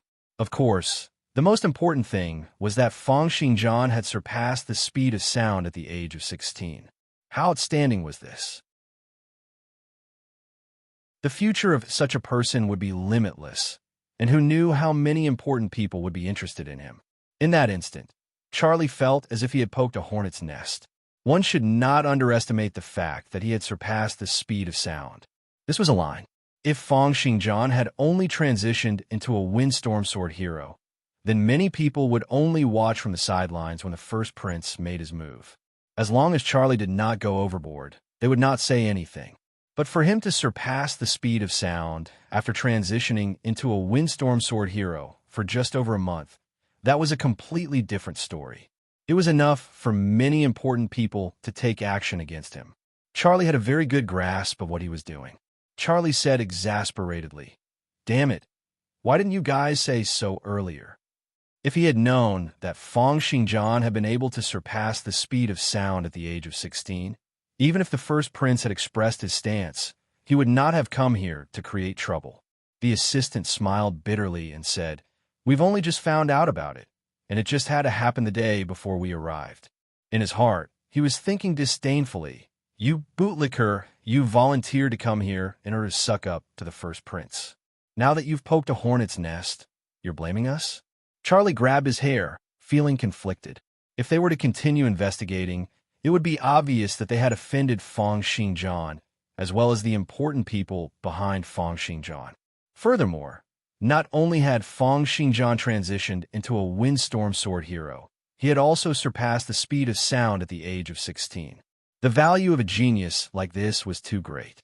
If they did not continue investigating and return to the imperial capital with their tails between their legs, where would the association's prestige be? How would they be able to survive in the association in the future? Charlie instantly fell into a situation where he could not back down. But very quickly, a hint of hatred flashed in his eyes as he said, "I'll just pretend that I don't know and seize the time to interrogate the others." This Fang Xingjian is extremely talented, and his rate of improvement is astonishing. Yet, his origins are unknown. I don't believe that there's nothing wrong with him. At the same time, he had other plans in mind. Even if I can't find anything, as long as I complete the first prince's instructions.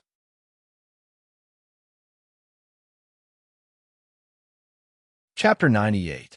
In a small office, Jack sat behind the desk, fidgeting uneasily. Charlie glanced at his assistant, then stared at Jack like a hawk, asking, "We already know about what happened to Fang Xingjian. For someone like you, who has assisted in committing treason, you should have been executed as well. However, on account that you have a clean background and are still a young knight, we'll give you a chance to confess." "What? Treason?" Jack said anxiously. "Xingjian has committed treason? How is that possible? But this has nothing to do with him. He really can't be blamed for this. It's all me. I acted on my own accord. There was a way." The two of them exchanged glances, and excitement could be seen in Charlie's eyes. Whether he is to be blamed or not, and how the verdict will be decided in the end, that's our business. He said with a cold expression, "What you need to do is to confess everything." A troubled expression appeared on Jack's face. "I want my daughter to acknowledge Xingjian as her adoptive father, to let him be her first teacher. But I've never thought of letting Xingjian teach her the Academy's sword arts. I know that this is treason. How would I dare to have such thoughts?"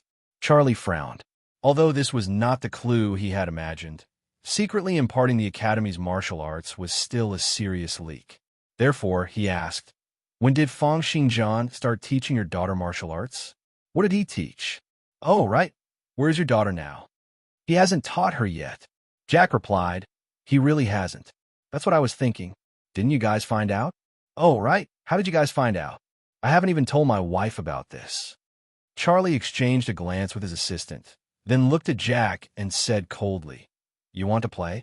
With a slap of his hand, his reduced force field swept onto Jack's chest, slamming him onto the ground and causing him to spit out a large mouthful of blood.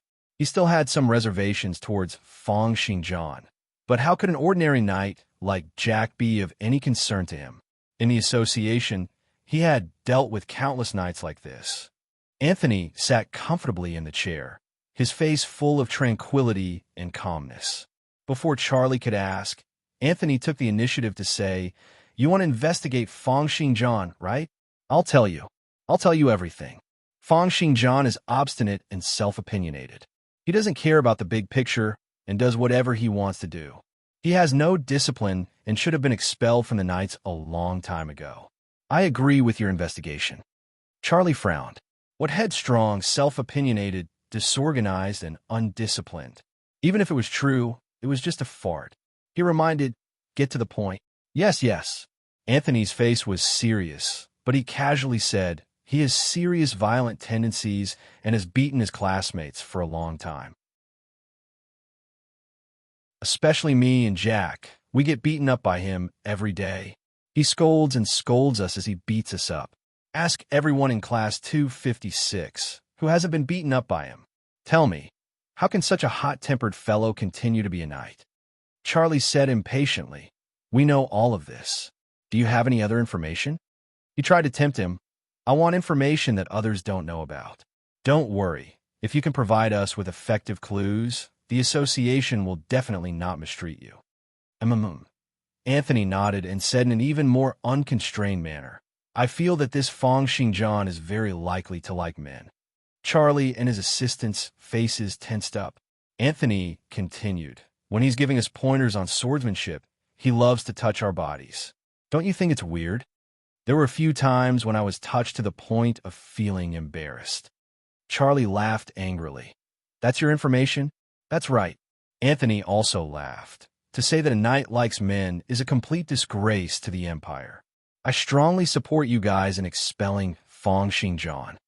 Very good of you. Who do you think you're talking to?" "The Royal Knight Association supervises all the knights in the world. Is it something that you can provoke?" Charlie nodded coldly, and with a slap, his reduced force field caused Anthony's face to turn red. Looking at Anthony, who was bleeding from the corner of his mouth, Fang Xingjian said, "I'll talk to you one last time." With that, he said to his assistant, "Bring the next person in first." Lilia smashed Zhuazai into pieces with a slap, shouting, "My father is a second transition level 24 knight, Curse City Lord, a Viscount aristocrat. My grandfather is an honorary representative of the Royal Knight Association." Charlie wiped off the sweat on his forehead. Even he was not willing to offend a conferred knight who had a noble title, real power, and countless backers. He forced a smile and said, "Miss Lilia, don't be nervous. We're just here to ask you to cooperate with our investigation." "Cooperate with your mother?" Lilia bellowed furiously. "Release my teacher immediately. Do you know how much time I've wasted practicing my swordsmanship with your Bulsh Astrosty? Do you know that you're delaying a future Knight of the Kingdom?" All of Lilia's muscles and bones were vibrating, and her bellow was like a thunderclap, almost spreading through the entire building. "Miss Lilia, don't worry. We're only doing a routine investigation. If there's nothing wrong with Fang Xingjian, we'll naturally release him." Charlie suppressed his anger and said to his assistant with a smile, "Miss Lilia doesn't seem to know anything. Bring her back first." After Lilia had left, Charlie stood in the meeting room, staring at the over 10 assistants present, and said, "Are you all idiots? Who invited this woman here?" One of the assistants raised his hand weakly and said, "You're the one who said that you wanted to invite everyone who has a close relationship with Fang Xingjian. Then why don't you take a look at how she looks? Am I interrogating her, or is she interrogating me? This is a rural place. Charlie kicked the chair behind him into pieces. How are we supposed to carry out our work? And you guys, I know that some of you don't want to cause trouble and that you don't want to offend people. All of you just like to sit around and wait for death, hoping for the world to be at peace. Do you guys still have any sense of shame? Do you have any regard for the Empire's responsibility and the Association's glory? He threw a glance at his assistants, who had different expressions and thoughts, and sighed inwardly. All of you are a bunch of good-for-nothings who live off of me while secretly helping others. The President is right. The Association's investigation work is very difficult. On the other hand, the moment Lilia returned home, she ran straight to her father's study. Cursed City Lord was sitting behind his office desk, drinking a cup of milk tea when he heard a loud bang. The door to the study was sent flying into the wall, and Lilia dashed in furiously. "Father, my teacher has been captured. Quickly get someone to release him." He smiled bitterly and shook his head.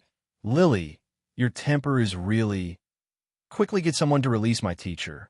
It wasn't easy for me to find such a good teacher, and I'm able to improve rapidly every day. Are you going to watch as our clan loses a knight in the future?" Lilia dashed up, grabbed his arm, and shook it wildly. Cursed City Lord could not take it anymore, and pressed down on Lilia's shoulder, saying, "That's enough, Lily. Your teacher is fine." "What do you mean he's fine? Teacher has been locked up till now." He, a 16-year-old first transition professional who has gone through the supersonic speed. Cursed City Lord laughed. "The one who should be anxious now isn't your teacher, but that bunch of detectives." Fang Xingjian's matter came too suddenly. This bunch of people either did not gather enough information before taking action, or they're completely rash. The City Lord smiled calmly, but no matter which one it is, it's hard for them to back down now. They're still too young, in such a hurry to stand out.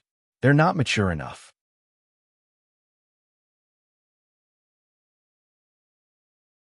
Chapter 99. Seeing how relaxed Cursed City Lord was, Lilia said angrily, "Then you're not going to do anything? How long do we have to wait?" "Not long." Cursed City Lord said, "Fang Xingjian is not an ordinary person. With his talent, no matter where he goes, even if he doesn't do anything, he will still have friends and enemies. Because some people will admire his talent and hope to become his friend, while others will fear his talent and hope to get rid of him before he grows." Cursed City Lord understood the value of a genius like Fang Xingjian. As long as such a genius was nurtured properly, he would become the pillar of the empire for the next generation, a leading figure of his generation. It was also because of this that he understood that there was no need for him to do anything. There would be too many people who would come to save Fang Xingjian. Moreover, he deeply understood who was standing behind Headmaster Jackson and Huanglin. After so many years have passed, I wonder what level that person who shone so brightly back then has reached? Just as Cursed City Lord was thinking about this, Lilia smashed Cursed City Lord's office desk with a smack. "Are you going to do something or not?" "Sigh. Lily, this is made from a top-notch ancient tree." Cursed City Lord shook his head. However, he doted on this daughter of his the most. Moreover, because of Lilia's innate specialty, monstrous strength, her strength was always at its peak. Therefore, she would often cause destruction whenever she struck out. He was already used to it. Looking at Lilia's fuming face, he said helplessly, All right. I'll write a letter and send it to the higher-ups." Elsewhere, in a private house in Cursed, a middle-aged man with a square face, brown hair, and a slight build was seated, listening to his subordinate's report on the academy situation. The square-faced man looked short, but even though he was seated, he still gave off an imposing aura, as majestic as a mountain. When he heard his subordinate say that Agent Charlie had started to interrogate Jack, Anthony, Lilia, and the others, a cold gleam flashed in his eyes as he mumbled, "Some people are really becoming more and more backward as they age. When this Charlie passed the regional selection, I was the one who personally rewarded him. But now, he doesn't have any political sensitivity at all. How can a small agent like him interfere with the royal family's affairs?" The person who had spoken was the great Western region's governor, Devitt. He was a top-notch character in the Empire, a second transition level 29 conferred knight. And Huang Lin was a second transition level 25 conferred knight. The difference of 4 levels was not to be underestimated. It was because in the second transition stage, each level up would require one to go through all sorts of hardships, and each level up would also bring about a huge increase in one's abilities. In fact, there were a total of 8 governors in the Empire's 8 regions. Any one of them who was in charge of a region's knight was an expert at the pinnacle of the second transition and a pillar of the Empire. Seated next to Governor Devitt was Huang Lin, who had gone out to look for a master to forge a superior remains divine weapon. Hearing Devitt's words, Huang Lin frowned and said, "I didn't expect the first prince to be so anxious." Of course he's anxious. The Empire seems calm at the moment, but the imperial capital is already filled with turbulent undercurrents.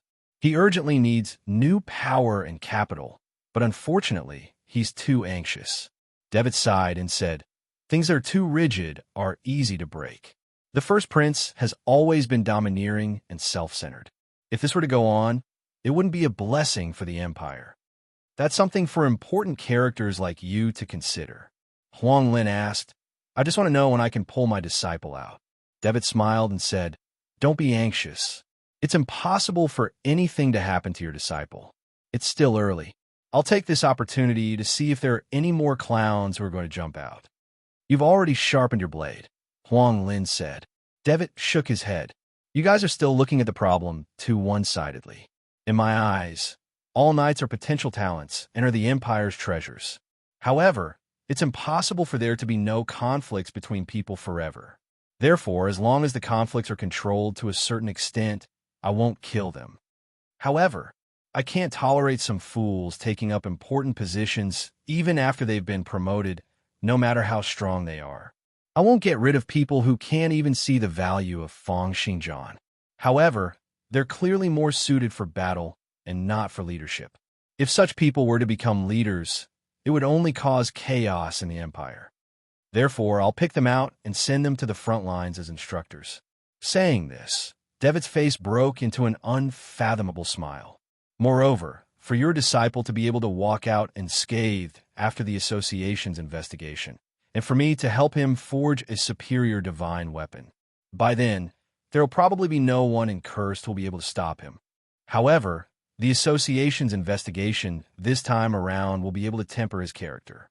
Huang Lin said firmly, "He's not someone who will cause trouble. Let's see." Governor Devitt said, "He's a genius. There's no doubt about this. However, most geniuses are only good at battle and are the Empire's top-notch battle prowess. Therefore, if he's also a qualified leader, then it'll be even better." Not only was the Great Western Region's Governor Devitt a top-notch expert amongst conferred knights, he was also a master in forging divine weapons. This time around, when Huang Lin had gone out to look for someone to help Fang Xingjian forge a divine weapon, the person he had looked for was this top-notch character in the Great Western Region. Saying this, Devitt let out a cold laugh and said, "Moreover, I've just written a letter to the imperial capital.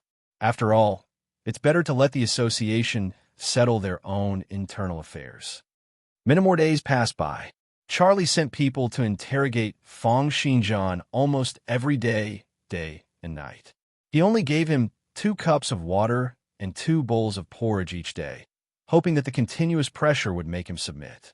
Most of the time, even if ordinary knights had strong wills, after being cut off from contact with the outside world for such a long period of time, their stamina and energy would be continuously depleted. In the end, they would gradually give up on resisting or suspect that they had been abandoned by their allies outside. However, Fang Xingjian was completely fine. On the contrary, he cultivated his sword arts daily, and all of his nurturing techniques reached the maximum level 1 after another.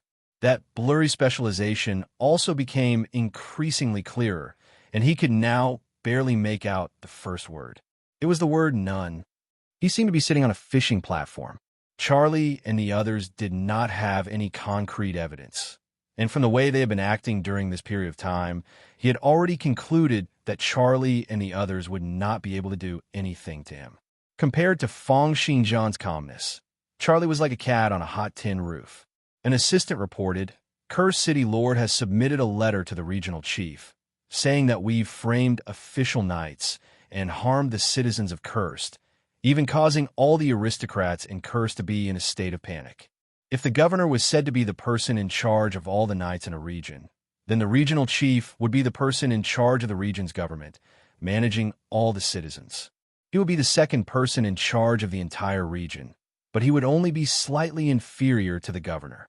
Hearing Cursed City Lord's actions, Charlie was already cursing in his heart. The assistant continued, Headmaster Jackson has also reported to the governor that we've framed and tortured students, destroyed the stability of the Cursed Royal Academy students, and affected the normal teaching order. These two old fools. A hint of fury flashed past Charlie's face. The contents of the other party's report seemed simple, but it was basically a stab in the back, wanting to fight it out with Charlie to the very end. However, he had yet to find out anything. If this were to go on, he would be blamed for not being able to see the big picture. This would cause him to no longer have a place to stand in the association, and even his political future would become extremely bleak.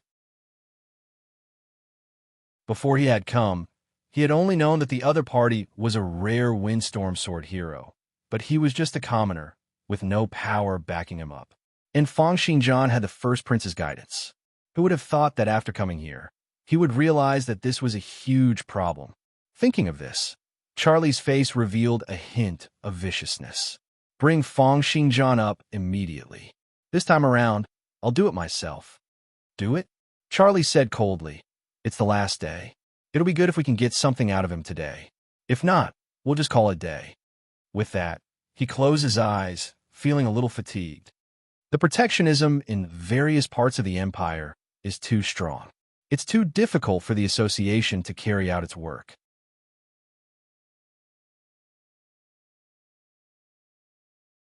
Chapter 100. It was true that the work of the association was not easy to do, especially after encountering a troublesome character like Fong Xinjian. Charlie deeply felt the obstacles from all sides. Putting aside the fact that the school and the local government were not cooperating, even his subordinates were becoming less and less useful. Charlie suddenly walked toward the office where Fong Xinjian was. He sat down and stared at Fong Xinjian. There's definitely something wrong with this Fong Xinjian. His identity is unknown, but his talent is extraordinary. It's clear that his background is not ordinary. Someone from another country, a heretic, an orphan from a faction, or a demon from another dimension. The more Charlie investigated during this period of time, the more he felt that Fong Xinjian was hiding some secrets. A person who had left no traces a year ago and whose origins could not be found had suddenly soared into the sky, doing what countless people could not do. What were the chances that there was nothing wrong with such a person? For such a person to enter the empire and even become a knight, how could one not feel at ease? Charlie's judgment was not wrong, but he was looking in the wrong direction. He had always thought that Fong Xinjian might be someone from an enemy country, a descendant of a faction that had been wiped out, or a descendant of a fallen aristocrat. In any case, he should be a descendant of an influence that had a conflict with the empire. Otherwise, how could he not reveal his identity? He would never have guessed that Fong Xinjian was not someone from this world. Therefore, no matter how he investigated, as long as Fong Xinjian did not say anything, he would not be able to find any clues. Looking at Fong Xinjian, whose eyes were still shut and who did not say a word, a cold gleam flashed in Charlie's eyes. Fong Xinjian had been cultivating his sword arts and waves on his body for the past few days. Even though his body had not been able to replenish all sorts of nutrients and treasures in time, causing his vital energy and blood to be severely depleted, he was still cultivating. Without ferocious beasts, medicinal cuisine, and treasures to replenish his energy, Fong Xinjian was still cultivating on his own. Of course, this would damage his body. This caused his muscles and blood vessels to work tiredly, unable to properly recuperate. Therefore, although his swordsmanship was improving and his attributes were being tempered, the vital energy and blood in his body were being depleted. His muscles were getting more and more fatigued, and the tiniest fibers in his body were breaking, unable to recover. Even though such self-cultivation caused damage to his body, he did not give up. Because his time was short enough, he did not have any time to waste. If he wanted to stop, he would have to lose consciousness or suffer from malnutrition for an even longer period of time. If he continued to cultivate, it would cause irreparable damage. Of course, Charlie did not know that Feng Xingjian was able to cultivate his sword arts at an extremely fast speed despite being interrogated every day and not even having enough to eat. After cultivating his sword arts day and night for the past few days, he had almost reached the maximum level for all the nurturing techniques, and that specialization of his was getting clearer and clearer. Now, Feng Xingjian could clearly see that the first two words were supreme. Feng Xingjian? You're still not willing to say? Charlie said calmly. After so many days, you should understand that no one can save you. He pretended to be calm and said, in fact, I'm quite impressed by you. In just a year's time, you've managed to find so many helpers to help you. But you've seen the results.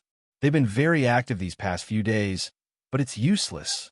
The Royal Knight Association supervises all the knights in the entire empire. If you carry on like this, it's only a matter of time before you're expelled from the ranks of knights. Not only that, your martial techniques and waves will be crippled as well. If you want to be saved, there's only one way. That is to confess and tell them your secrets, seeking forgiveness from the association. Feng Xingjian smiled. Confess my secrets and then become a prisoner, waiting for the first prince to save me, and then sign the devil's note? Since Feng Xingjian had come alone today, he knew what Feng Xingjian was planning. After so many days of continuous pressure, interrogation, and tiresome bombardment, wasn't it all for this? Charlie, remember what you've done these past few days. You'll regret it. Saying this, Feng Xingjian looked at Feng Xingjian as if he was looking at a dead man. The killing intent in his body gushed out toward Feng Xingjian without any restraints. Feng Xingjian then closed his eyes and did not say another word, wholeheartedly focusing on cultivating his sword arts. Regret? Let's see who will regret it, Charlie said coldly. The first prince has a brilliant reputation and is unparalleled in both literature and martial arts. It's only a matter of time before he attains the divine level. In the future, he'll still be the ruler of the entire empire. Even if you manage to escape this time, what about the next time? What about the next time? What about after the first prince becomes the king? Can you escape for your entire life? As long as you don't lower your head, then no matter how big the world is, there'll be no place for you to hide. This time around, just me alone will be enough to destroy your reputation. And how many people does the first prince have under him? How many people are stronger than me, with a higher status and a more terrifying identity? Feng Xingjian's eyes were still tightly shut as he continued to cultivate his sword arts in his mind. His cultivation seemed to have reached a critical juncture, and all his attention was focused on his sword arts. Thereafter, no matter how Charlie tried to coerce or bribe him, Feng Xingjian showed no reaction. The number of nurturing techniques at the maximum level increased, and his self-cultivation gradually entered a state of unprecedented focus. The entire world in his mind seemed to have started to change. Charlie was completely unaware of this, and only thought that Feng Xingjian was still passively resisting. Therefore, he slowly rolled up his sleeves and walked up to Feng Xingjian's back, pressing down on Feng Xingjian's body. It was Charlie's reduced force field. You'd better not resist. My strength attribute is at 107 points. Even if it's the reduced force field, it's not something you can shake. Seeing that Feng Xingjian still showed no reaction and did not make a sound, Charlie let out a cold laugh and slowly pressed his hand down on Feng Xingjian's shoulder.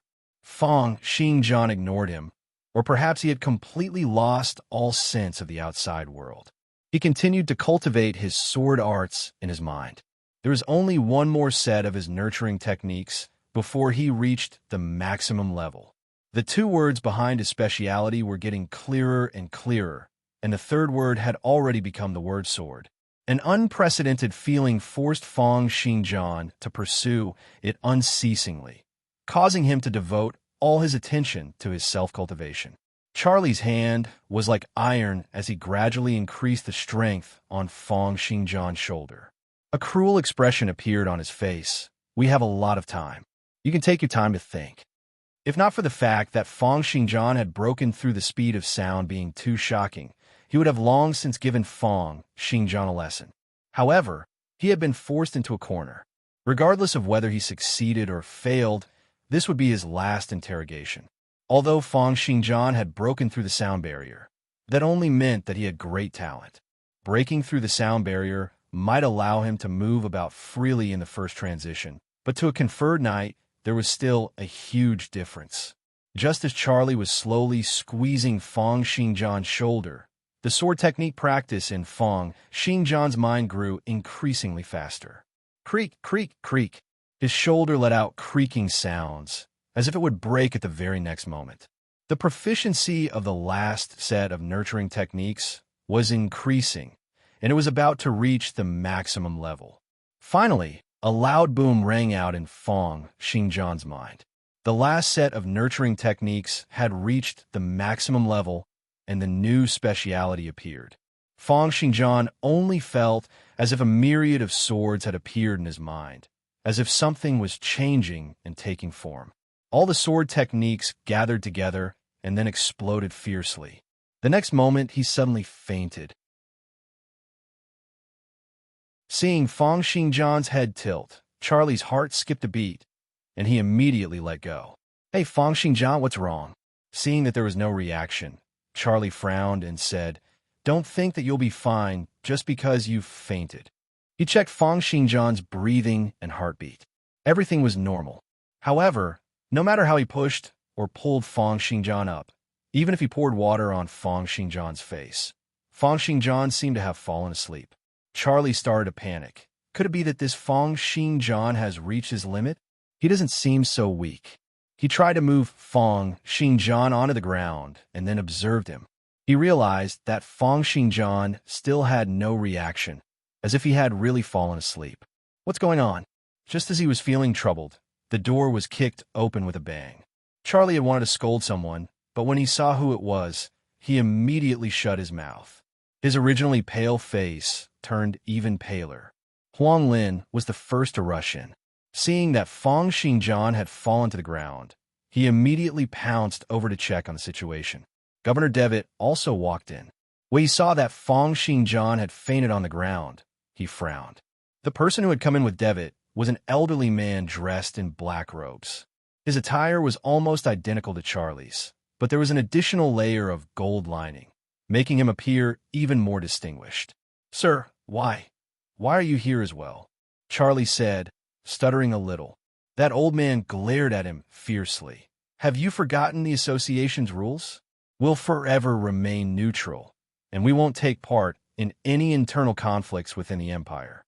He threw a glance at Fang Xingjian and asked, "What's going on? What did you do?" In that instant, a feeling of great trouble descended from the heavens. Charlie's smile was extremely bitter. "I really didn't do anything. He just fainted." However, Huang Lin discovered that Fang Xingjian could not wake up no matter what. He looked at Charlie with a murderous look and said, "Devitt, you promised me that my disciple would definitely be fine. What do you say now? We can't let this matter rest just like that." Devitt frowned as well. "Let the doctor come and take a look first." He looked at the elderly man next to him. "It seems that there are many problems within the association, and the quality of some of the agents is worrying. I'll definitely report this matter to His Majesty. And if I were to find out that anything has happened to Fang Xingjian, humph." Although he did not say anything in the end, it was as if a chill had drifted through the entire space. Frost had unknowingly formed in the corner of the room. A second transition, level 29 expert. Even if he only had a slight killing intent, it would be enough to make anyone tremble in fear. The elderly man's countenance was grim, and he looked at Charlie with a gaze as if he wanted to devour him. Charlie's countenance was extremely bitter. He opened his mouth and said bitterly, "I really haven't done anything. You're tuning in to the Warrior Lore YouTube channel. Don't forget to subscribe and join us on this journey to catch the most captivating stories.